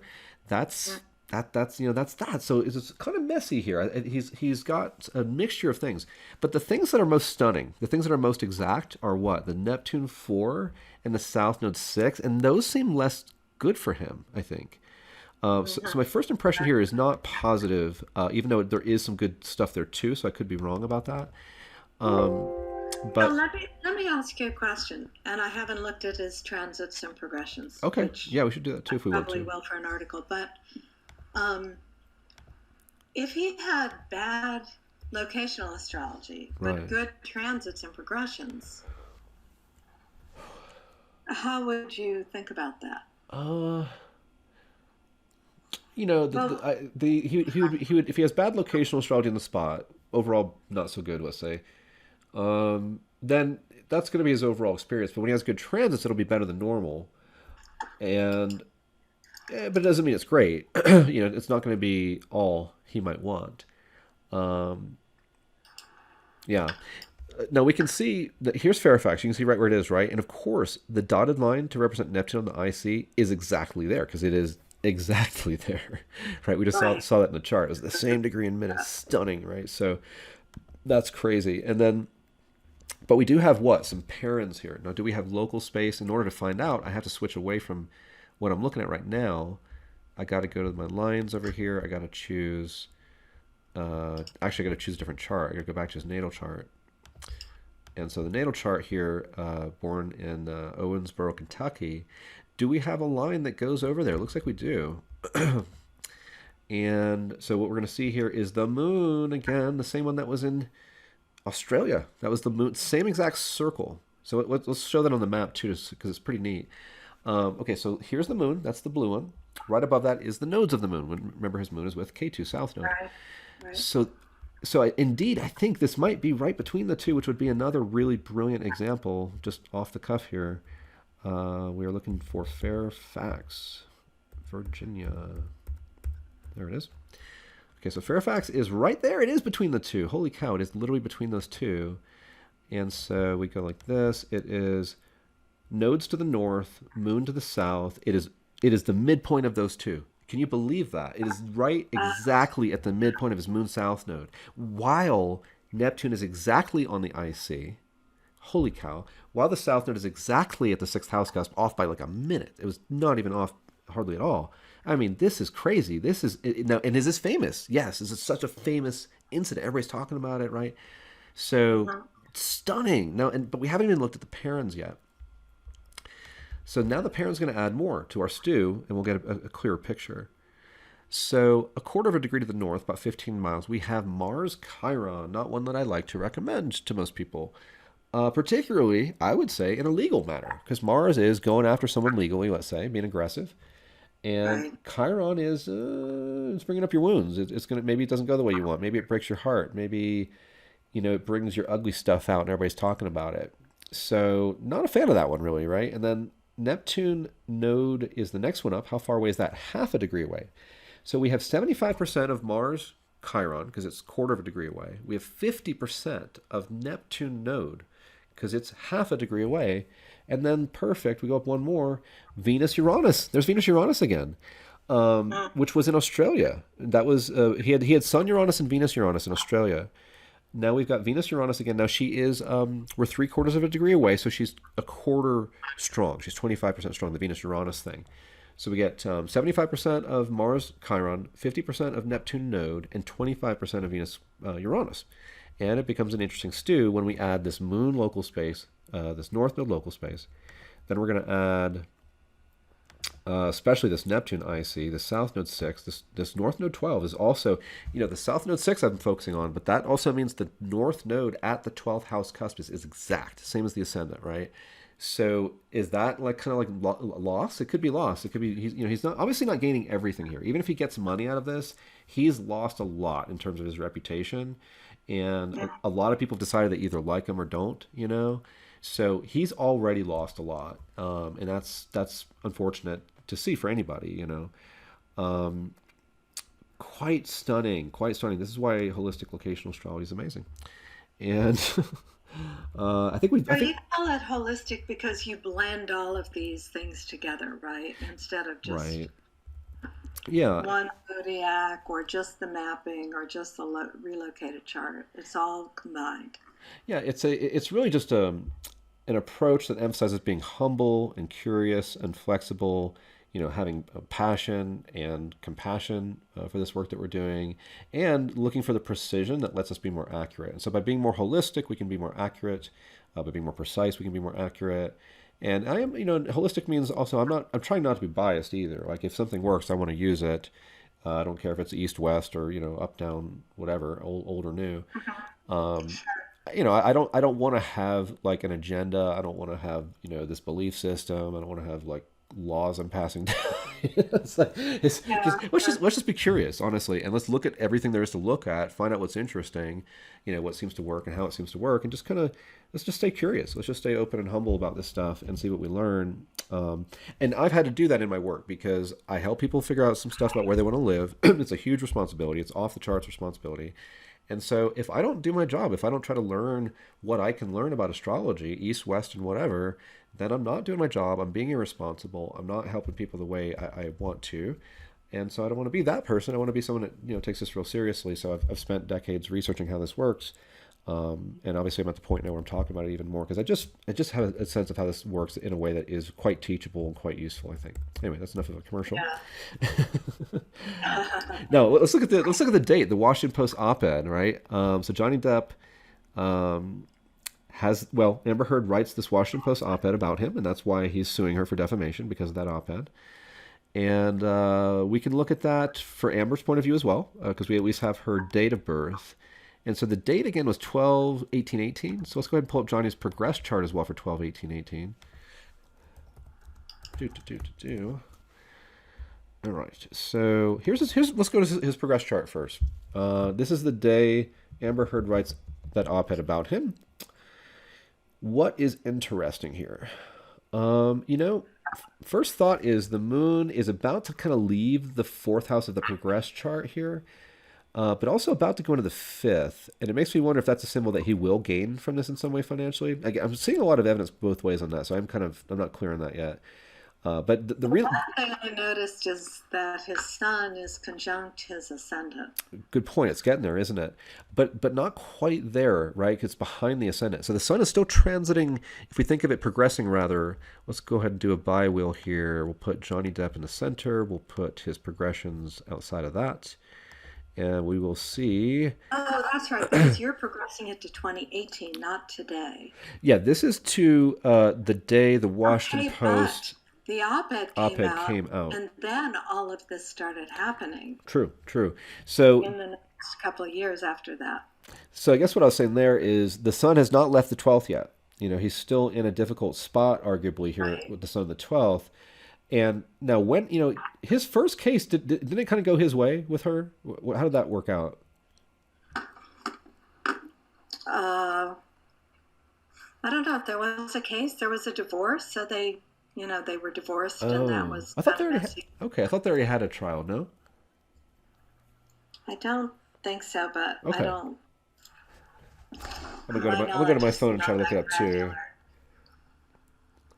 granular. Let's see. So Depp Heard, I'm gonna say first trial. I'm just Googling this.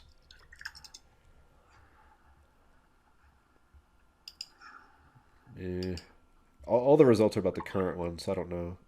Pardon me. I'm gonna go back to the relationship Oh, timeline. okay, wait. So he sued her in 2019 Okay. for this op-ed that was in December of 2018. Okay. There we go.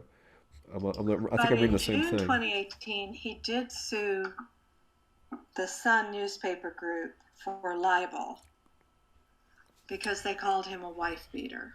Oh, okay. No, is that the So that Washington was Post?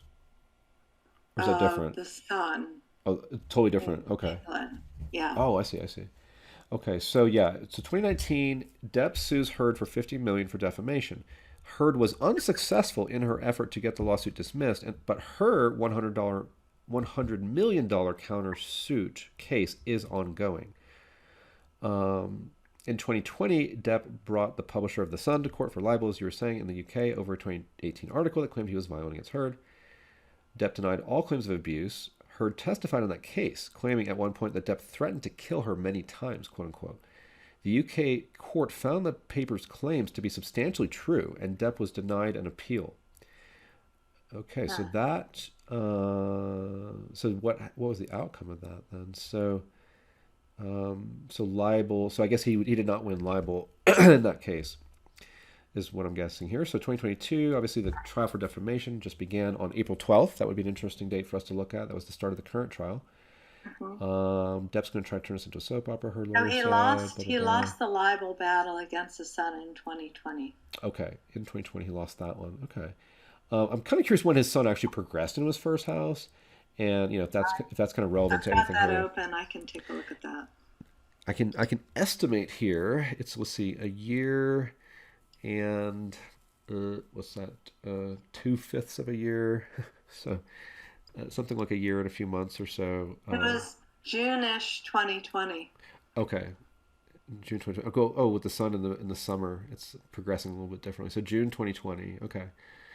So June 2020.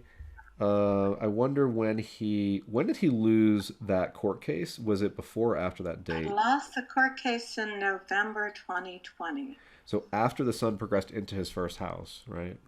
Right. Okay. In that case, I would have guessed, to be honest, I would have guessed the other way around on that one. But who knows what else was going on? That's just one thing we're just looking at. Right, and we're just looking at the top level. Yeah, yeah. But okay, so blah blah blah blah blah. But here's the secondary progressions to his natal chart, and this is quite interesting because look at your Mercury 113 Virgo just approaching his Uranus, and then Uranus is over there, progressed to 4. Uranus is going to progress very slowly. But this is interesting because we have a Mercury in Virgo coming to his Uranus. Now, this could be different things. This could have been good publicity. Obviously, it was not, but an exalted Mercury could be very good publicity. In this case, it clearly was not, and instead, we're seeing the more, from his point of view, he would say it was the maybe the mercurial something dishonest that was said about him, right? That someone was saying things about him that weren't fair, weren't true, that was very mercurial. And that is a way you could be very mercurial. You could be, I'm not saying she is, but you could be honest. Well, you could be dishonest about something. Uh-huh. So to him, he feels this is defamation. It's clearly in the news. Mercury in Virgo. It's prominent. It's exalted. It's famous. It's in the news. Uranus, famous in the news. But we also have this Mars Uranus symbolism baked into this cake. So we know that there's this, warlike, intense thing. So I think that might have been the clue that this was going to be intense, was just Mars being in there as well. We're just reading the progress chart, trying to see how much we can get just from this chart. Anyway, that was interesting there. But let's just look at the transits then real quick. We'll see what was going on for him. Let's look at the date too. What was the date that he lost that UK libel suit? November? November 2020. Now, I don't know if you had a date on that or not, but we can at least get the month. I don't, well, let's see. Let's try to research that. That'd be interesting, I think. Yeah, here's an article. November 2nd was the article, so maybe it Oh, okay. happened November 1st. Oh, okay. It was a Monday. We'll see if it's a Monday. Good call there. November 2020, we're going to say November 1, whatever, 12 p.m. New York. It doesn't really matter that much. Oops, not New York, France. That doesn't exist. New York, New York. So this is 11/1/2020, which is a Sunday. So maybe it was the second one. November 1, oh, 2020, right. November 2, 2020 then? Seems about Yes, November 2nd. So the same day as the article. great. Okay. Same day as, well, the article was December 18th, 2018. That's I the see what you're different saying. article. I see what you're saying. I see what you're saying. November, yeah, that's the Sun, the article that was in the Sun. I get you. Okay. So let's look at when he lost his libel case against the Sun, and I'm going to say that was November 2, 2020. If we have the date wrong, then everything. It was in London, by the way. It was in London. All right, might as well just change it then to London. At least just getting us closer to whatever time it may have been. Right. So London, UK. We're gonna assume that was noon. Seems about right. So by wheel here with Johnny Depp, and the day he loses his court case in London for libel suing the Sun. I should have made a prediction about what we're going to see before I pulled it up, but I do see quite a few things. It's a bunch of things that are kind of hanging out and just kind of hanging out. Like Sun is getting close to his Neptune at the bottom of his chart. Jupiter's hanging out real close to his south node. So is Pluto. Neptune a little bit far from Chiron there. Chiron approaching his ninth house cusp. Law, right? Ninth house law. Chiron is there, so he doesn't win. Mars retrograde on his Jupiter in the ninth. Is that about law? Yes. Mars. Well, then Jupiter conjunct the South Node. Exactly, right? So I think that's what it is Mars to his Jupiter with Chiron at the ninth cusp. So all kinds of ninth house problems while Jupiter is not debilitated. That's the Vedic language, debilitated, but in its fall in Capricorn, conjunct Pluto and Saturn, and his south node, which gets into all that, sixth house again, litigation stuff. So here's what happens when he gets into a fight. This is what's interesting with Johnny Depp. He gets into a fight with like Amber Heard or the Sun. And there's a Saturn-Mercury conjunction, and Mercury's retrograde. Nice. So here's what happens when he gets involved with conflict. He experiences it as a Moon South Node conjunction in Capricorn Sag in the sixth. So he lost that case. Right. He may lose this case, but I mean, it depends. Like this one has a very depressed Jupiter. Jupiter's in his most depressed sign, Capricorn, with Pluto, with Saturn. So that was not good news for his sixth house of litigation right there. And I'm sorry, you were saying that Mercury is retrograde and there was a conjunction of Mercury and Saturn, I think you said? No, Mercury is in a square to an exact square to Saturn. Oh, yes, good call. So Mercury, Saturn are in a square. Now, that was tough because it's good news for somebody, good news for the Sun, bad news for Johnny Depp, right? So, right. let me take a sip of water. Hang on. So yeah, so that's and this is some good reception. Libra is Libra is Saturn's exaltation. So this is not as bad a square in general as you might think. But obviously for him it didn't work out so great that day. It worked out better for the publisher. What did that do to his chart? Look at what Mercury's doing to his chart. Quincunx his planetary war Mercury. Right. And that is this. Notice how this is the sixth house for this. So if we put Mercury on the ascendant, this transiting Mercury would be at the sixth house position to that 25 Taurus. Right. So it's actually another sixth house story right there. It's actually another sixth house thing.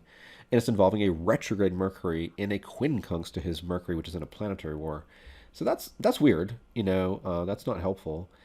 And now it trines his Saturn. That could have been helpful. That part could have been helpful. But obviously it's quincunx this stuff, square this stuff, or sorry, trine this stuff. But there's two things over here and one thing over here. So I guess that does actually make a little more sense. It's the quincunxes that kind of went out there. The North Node, interesting that the North Node was translating his Sun, because that would have made me think he was going to get what he wanted more so, but it didn't work out that way. But this no, in fact, the judge found that 12 out of the 14 instances of domestic violence had occurred. Yeah. This is often what happens when you try to make predictions, like you're trying to predict like who's going to win an election, right? I try not to do that. Okay, well, you do this, you pull it up and you go like, wait, this looks good, wait, this doesn't look good. And so it's really a subtle art to understand like how to weigh these things better. Well, there's so many people involved too. What was going on with the judge that day? Was the judge, did the judge have issues around domestic violence? True. Yeah, he's not in a vacuum. There are other people involved, and their charts could be relevant if you want to bring them in too, definitely.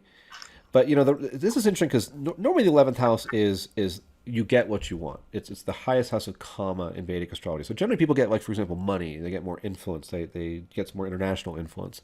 So it's generally a place of getting your stuff, but it doesn't mean that just that one transit is going to give you that, especially when, retrograde Mars transiting your Jupiter, while Jupiter's super depressed and with your South Node, and the Sun's transiting your Neptune, and Mercury's quincunx your Mercury. And so this is how you have to weigh astrology, is go, well, this is actually good for winning potentially, but all this other stuff, not so much, including the Chiron at the 9th house. Right. But with these questions, would you have looked at, because we are focused on astrocartography. Yeah. So, or locational astrology, let's say. Okay. So, would you have looked at the locational astrology for these events? It looks like you would have at least the relocated chart. It's one of the many things we can look at. Let's go to London, because that's where he was in court, right? So here Johnny Depp is in court in London. This is just his permanent relocated chart for London. I've got porphyry houses, of course. So do we see, good news or bad news? Well, 9th house we said was law. The Sun is there. And the North Node's there. So that might be good. We do, well, what it says is, well, there's at least activity. We have legal activity here, the Sun and North Node. But that's not bad. That's not why he's losing here. Why he's losing here is, and we'll look on the map too, but the South Node is within 1 degree of the ascendant. So it's at the 4th house again. So that's not great for a lot of things. It doesn't make you happy. Now the nodes are sort of going in opposite directions here. They almost cancel each other out in terms of their influence. But Saturn at the 5th is good, and so the Sun at the 9th is also good. So it is a little surprising initially, because this 5-9 is normally a lot more popular or successful. Even though he has this 8th house Mercury, which is in this planetary war, and I don't like the South Node at the bottom. But I will say, initially, this would not have told me he would lose that case. And in fact, I would have guessed the other way, and I would have been wrong. But let's look at it with on the map and see if it shows up there. And I will guess that it will, because we didn't see it, and so we got to see it somewhere. Holy cow! Of course. Oh, I thought it was that Mercury Venus again, like we had it in Puerto Rico, but it's not actually. What it is with these local space lines. There's a bunch of stuff going on here in London. Holy cow, right? There's 4 parents that are exactly there. But just north of there, we do have 2 local space lines. They are Ceres, but also Pluto. That's also kind of mixed, because Ceres is more positive results, Pluto's more difficult results, but he does have them in a conjunction. So that's not a great conjunction in general for the individual, in the sense that Ceres and Pluto have that mythology, to them, where they don't really get along so well. Right. And so there's a heavy thing there. And it's mother type stuff maybe and all that. And so again, he's suing, it's not, this is not unrelated to his mother, even though he's suing a newspaper, because it kind of comes back to that. But here's what we want to see, is all these parents in London. And so I've got to predict that the bad news is here, is what I'm thinking. Let's see if I'm right. Mercury Chiron is the closest one. So you could argue Mercury is legal, communications, and Chiron is not going your way. It's a wound. It's like you're going to court over a wound and you end up wounded over the wound, right?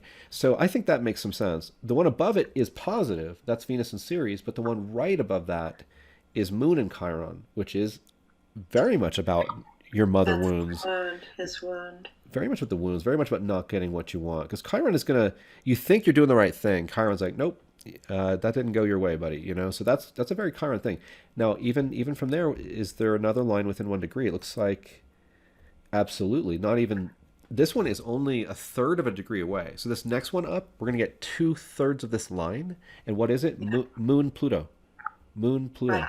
Awful, like Not heavy, a good place intense, for him. not a happy place, not a happy energy.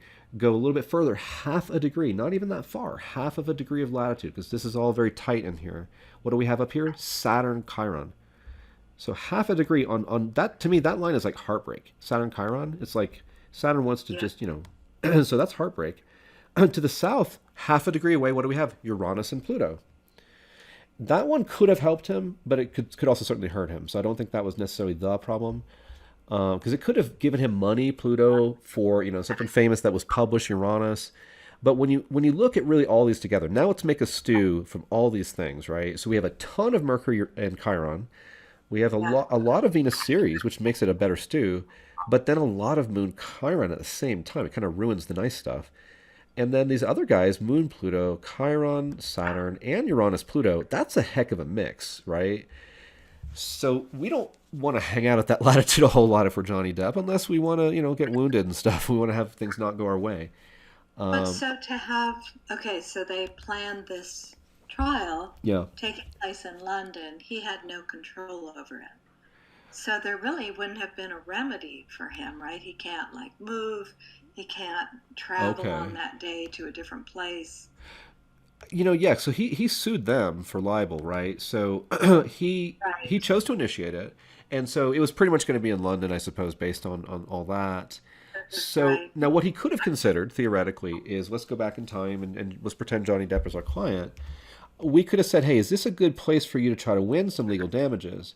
Now, I would have actually said from the chart, yes. But when I would look at the map, I would have said no.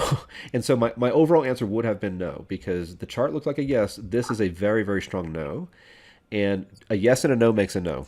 You know what I mean? So, Yeah. and a no and a no also makes a no. It doesn't, there's no double negative there. But yeah, so we need yes, yes rather than no, yes or yes, no. So this was a chart yes, map no. Now you could say some things about the chart. I'm not saying it was perfect. I'm sure we could find some problems in it.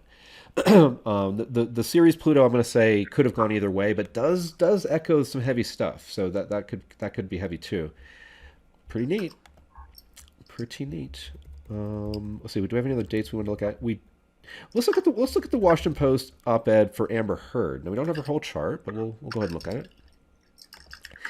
So this is when her op-ed goes live in the Washington Post, December 18th, 2018. Okay. So we're taking a look at some transits here. Interesting that her moon. Look at the transiting moon that day. It was on her sun at the exaltation degree of the moon at around 3 Taurus, right? The moon crossed her ascendant, went to her sun. This is nice energy. This is wholesome energy. Moon in Taurus is more the wholesome side of it. Moon Uh-huh. in Scorpio might be the not so wholesome side of it, but so in a way, right away, everyone was very sympathetic to her, weren't they? Right? I mean, at least more or less. Like there was a lot of sympathy for her point of view there, I think.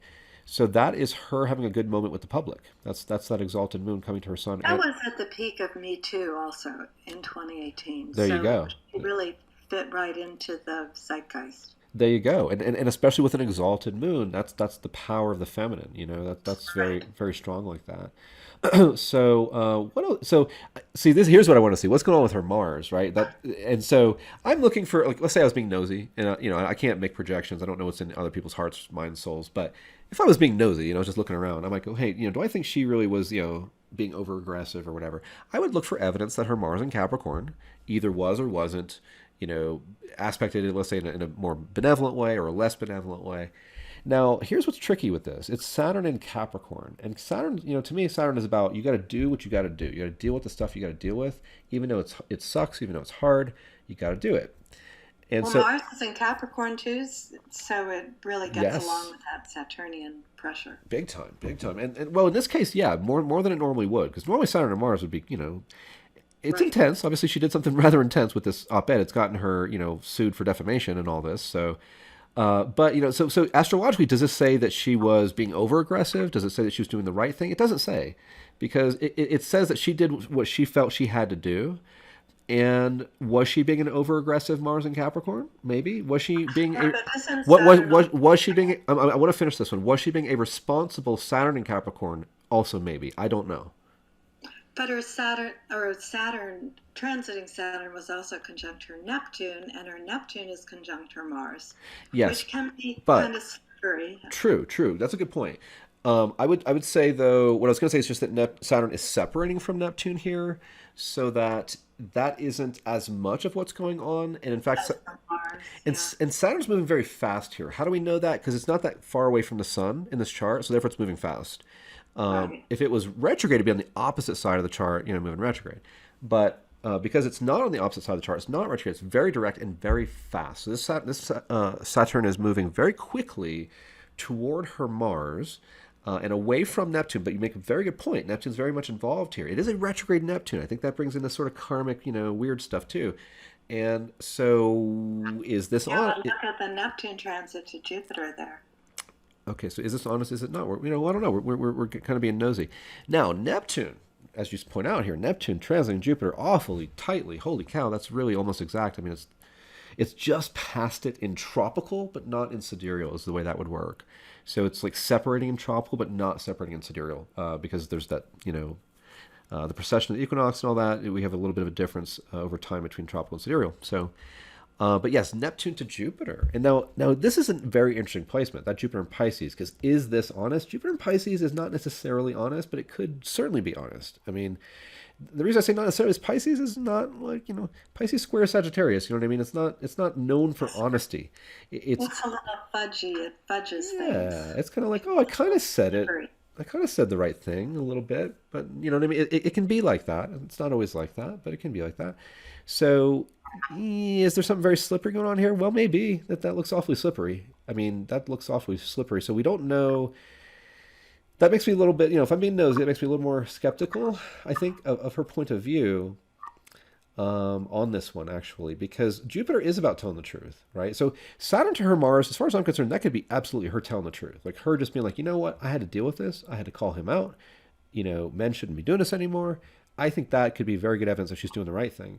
And Jupiter conjunct her Saturn exact also. I That's that was really that was the fun, next piece, right? Now right? we have a Jupiter in Sagittarius, which looks honest, doesn't it? However, it's also with Mercury in Sagittarius, which maybe not, and hanging out with her Saturn, which in this chart is in the eighth. It's her solar chart.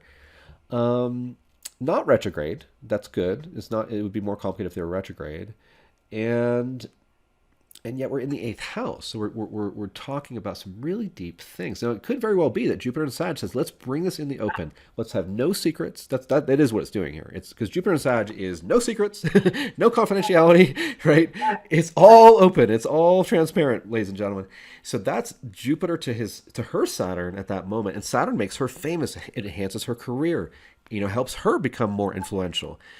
So I guess then the question is that an honest way to get ahead, or are you exaggerating? Because could Jupiter and Sagittarius be exaggerating? Yes, it could be honest, or it could be exaggerating.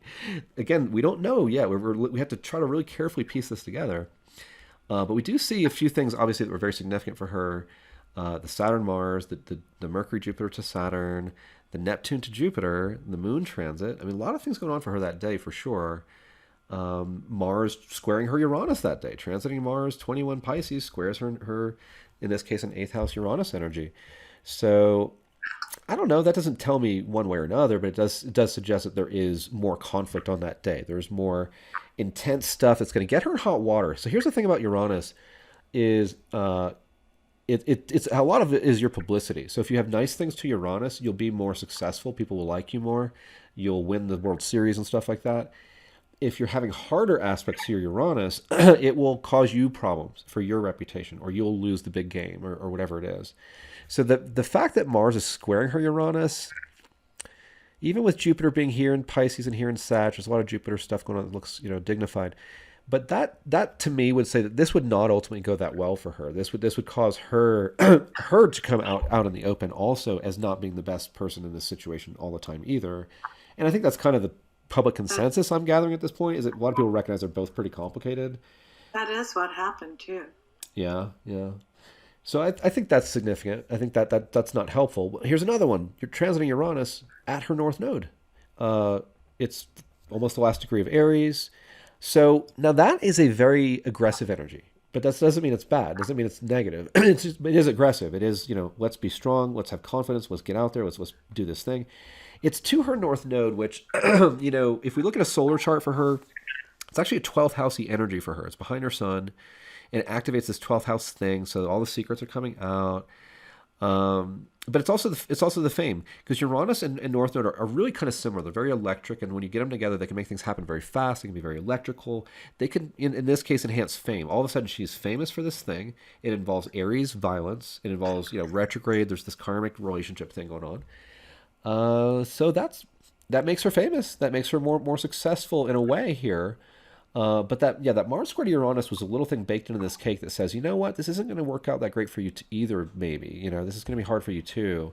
And then the whole thing with Saturn and Mars is like, basically Saturn is going to hold her to the truth of it all, I think. And so if she's right, I think this is great evidence that she will, she'll be right in the end. But if it doesn't end up going her way, it kind of suggests to me that like, maybe that was Saturn being like, actually, maybe you weren't, maybe it was more complicated or whatever. I don't know.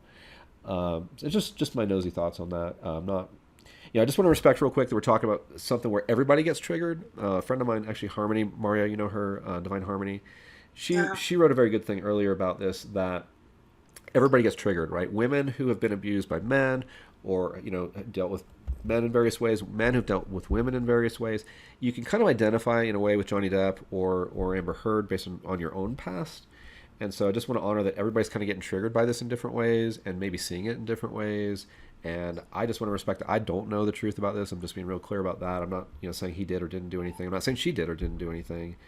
And I just respect I think they're wounded people, and we're all wounded people, and we're all trying to, get better and live good lives. And so hopefully this brings some compassion around for everybody. And we don't have to just tar and feather one or the other, maybe. Maybe there's room for compassion for both of them. That's at least my opinion on that. So, I don't know. What do you think? Is this a good place to stop the recording, do you think? Or Yes, I think so. Okay, great. Let's go ahead. Actually, since you just mentioned that, Yeah. I would like to say that. Please. Because I do a lot of celebrity profile, or, profiles of people in the news. I'd love to hear what you have to say. That's a Yeah. good example. But I always try, even though I always have a prejudice, I always try, and I think as astrologers it's really important to honor the human and not to just use astrology to trash people that we don't like. Right, So, right. And be careful, too, to your point, that you can easily project things onto people using astrology or not using astrology. right. Because I had a disagreement with someone today because there were all these people saying that they essentially knew Johnny Depp's soul from, the text. He wrote this awful text, like super, super, super awful text. But he says it was like a joke, like a Monty Python joke. And all these people were saying that they understood his super dark, evil soul based on that. And I saw that on Twitter from an astrologer, and Okay. I almost commented, but I didn't. I mean, Yeah. I think that kind of talk is really dangerous. Yeah, and so I did say something about that because you are projecting, and if you're using astrology to project, I mean, I will say this: you'd better be right about it. Like if you're gonna say, like I called out a well-known astrologer. I'm not gonna call him out right now, but he was sharing these dumb memes about the current president and using astrology to project all these things onto him that he doesn't know that they're true. Like people accuse him of all sorts of things, as you know.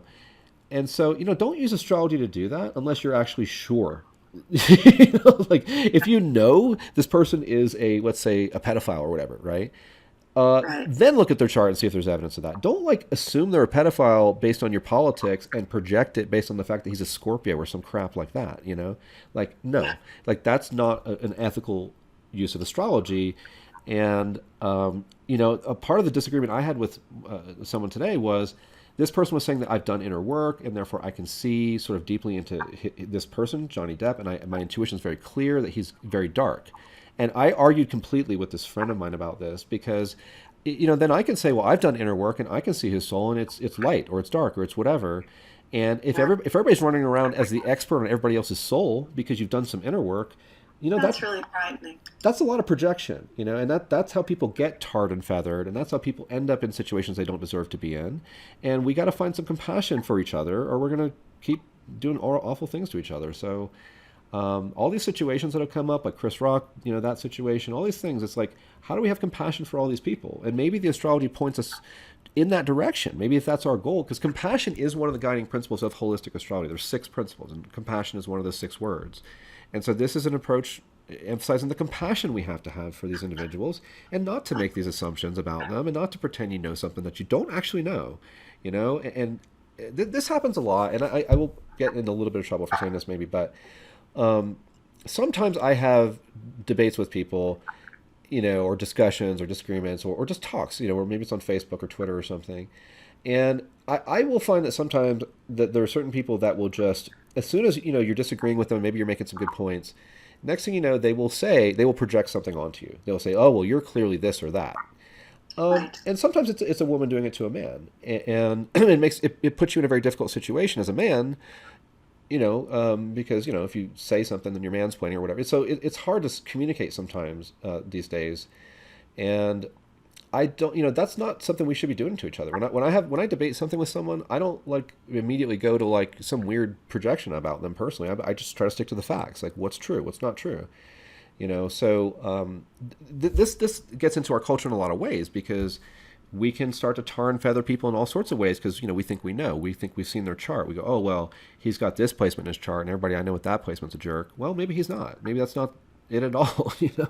Yeah, Like, exactly. I don't know. So you can see I'm soapboxing a little bit right now because I do care about astrology being used compassionately and not using it to harm others, project onto others to justify things. I mean, you know, let's face it, if we wanted to pull up anybody's chart and tar and feather them, we could probably do it, right? We could probably be like, oh, you got this and you got that.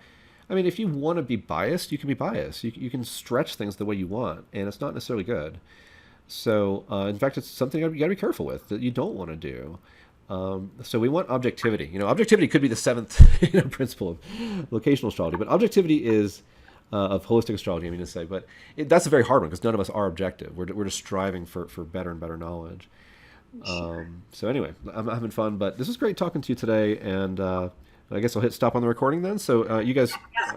Ready. again, just want to remind everybody about Astrodynamics with Lynn Hayes. She's been a good friend for a long time, and so you can see we enjoy talking astrology and fun stuff like that. So check her out, follow her, give her some love, and appreciate everyone who made it a couple hours into this recording. It's pretty impressive. Way to go. All right, adios.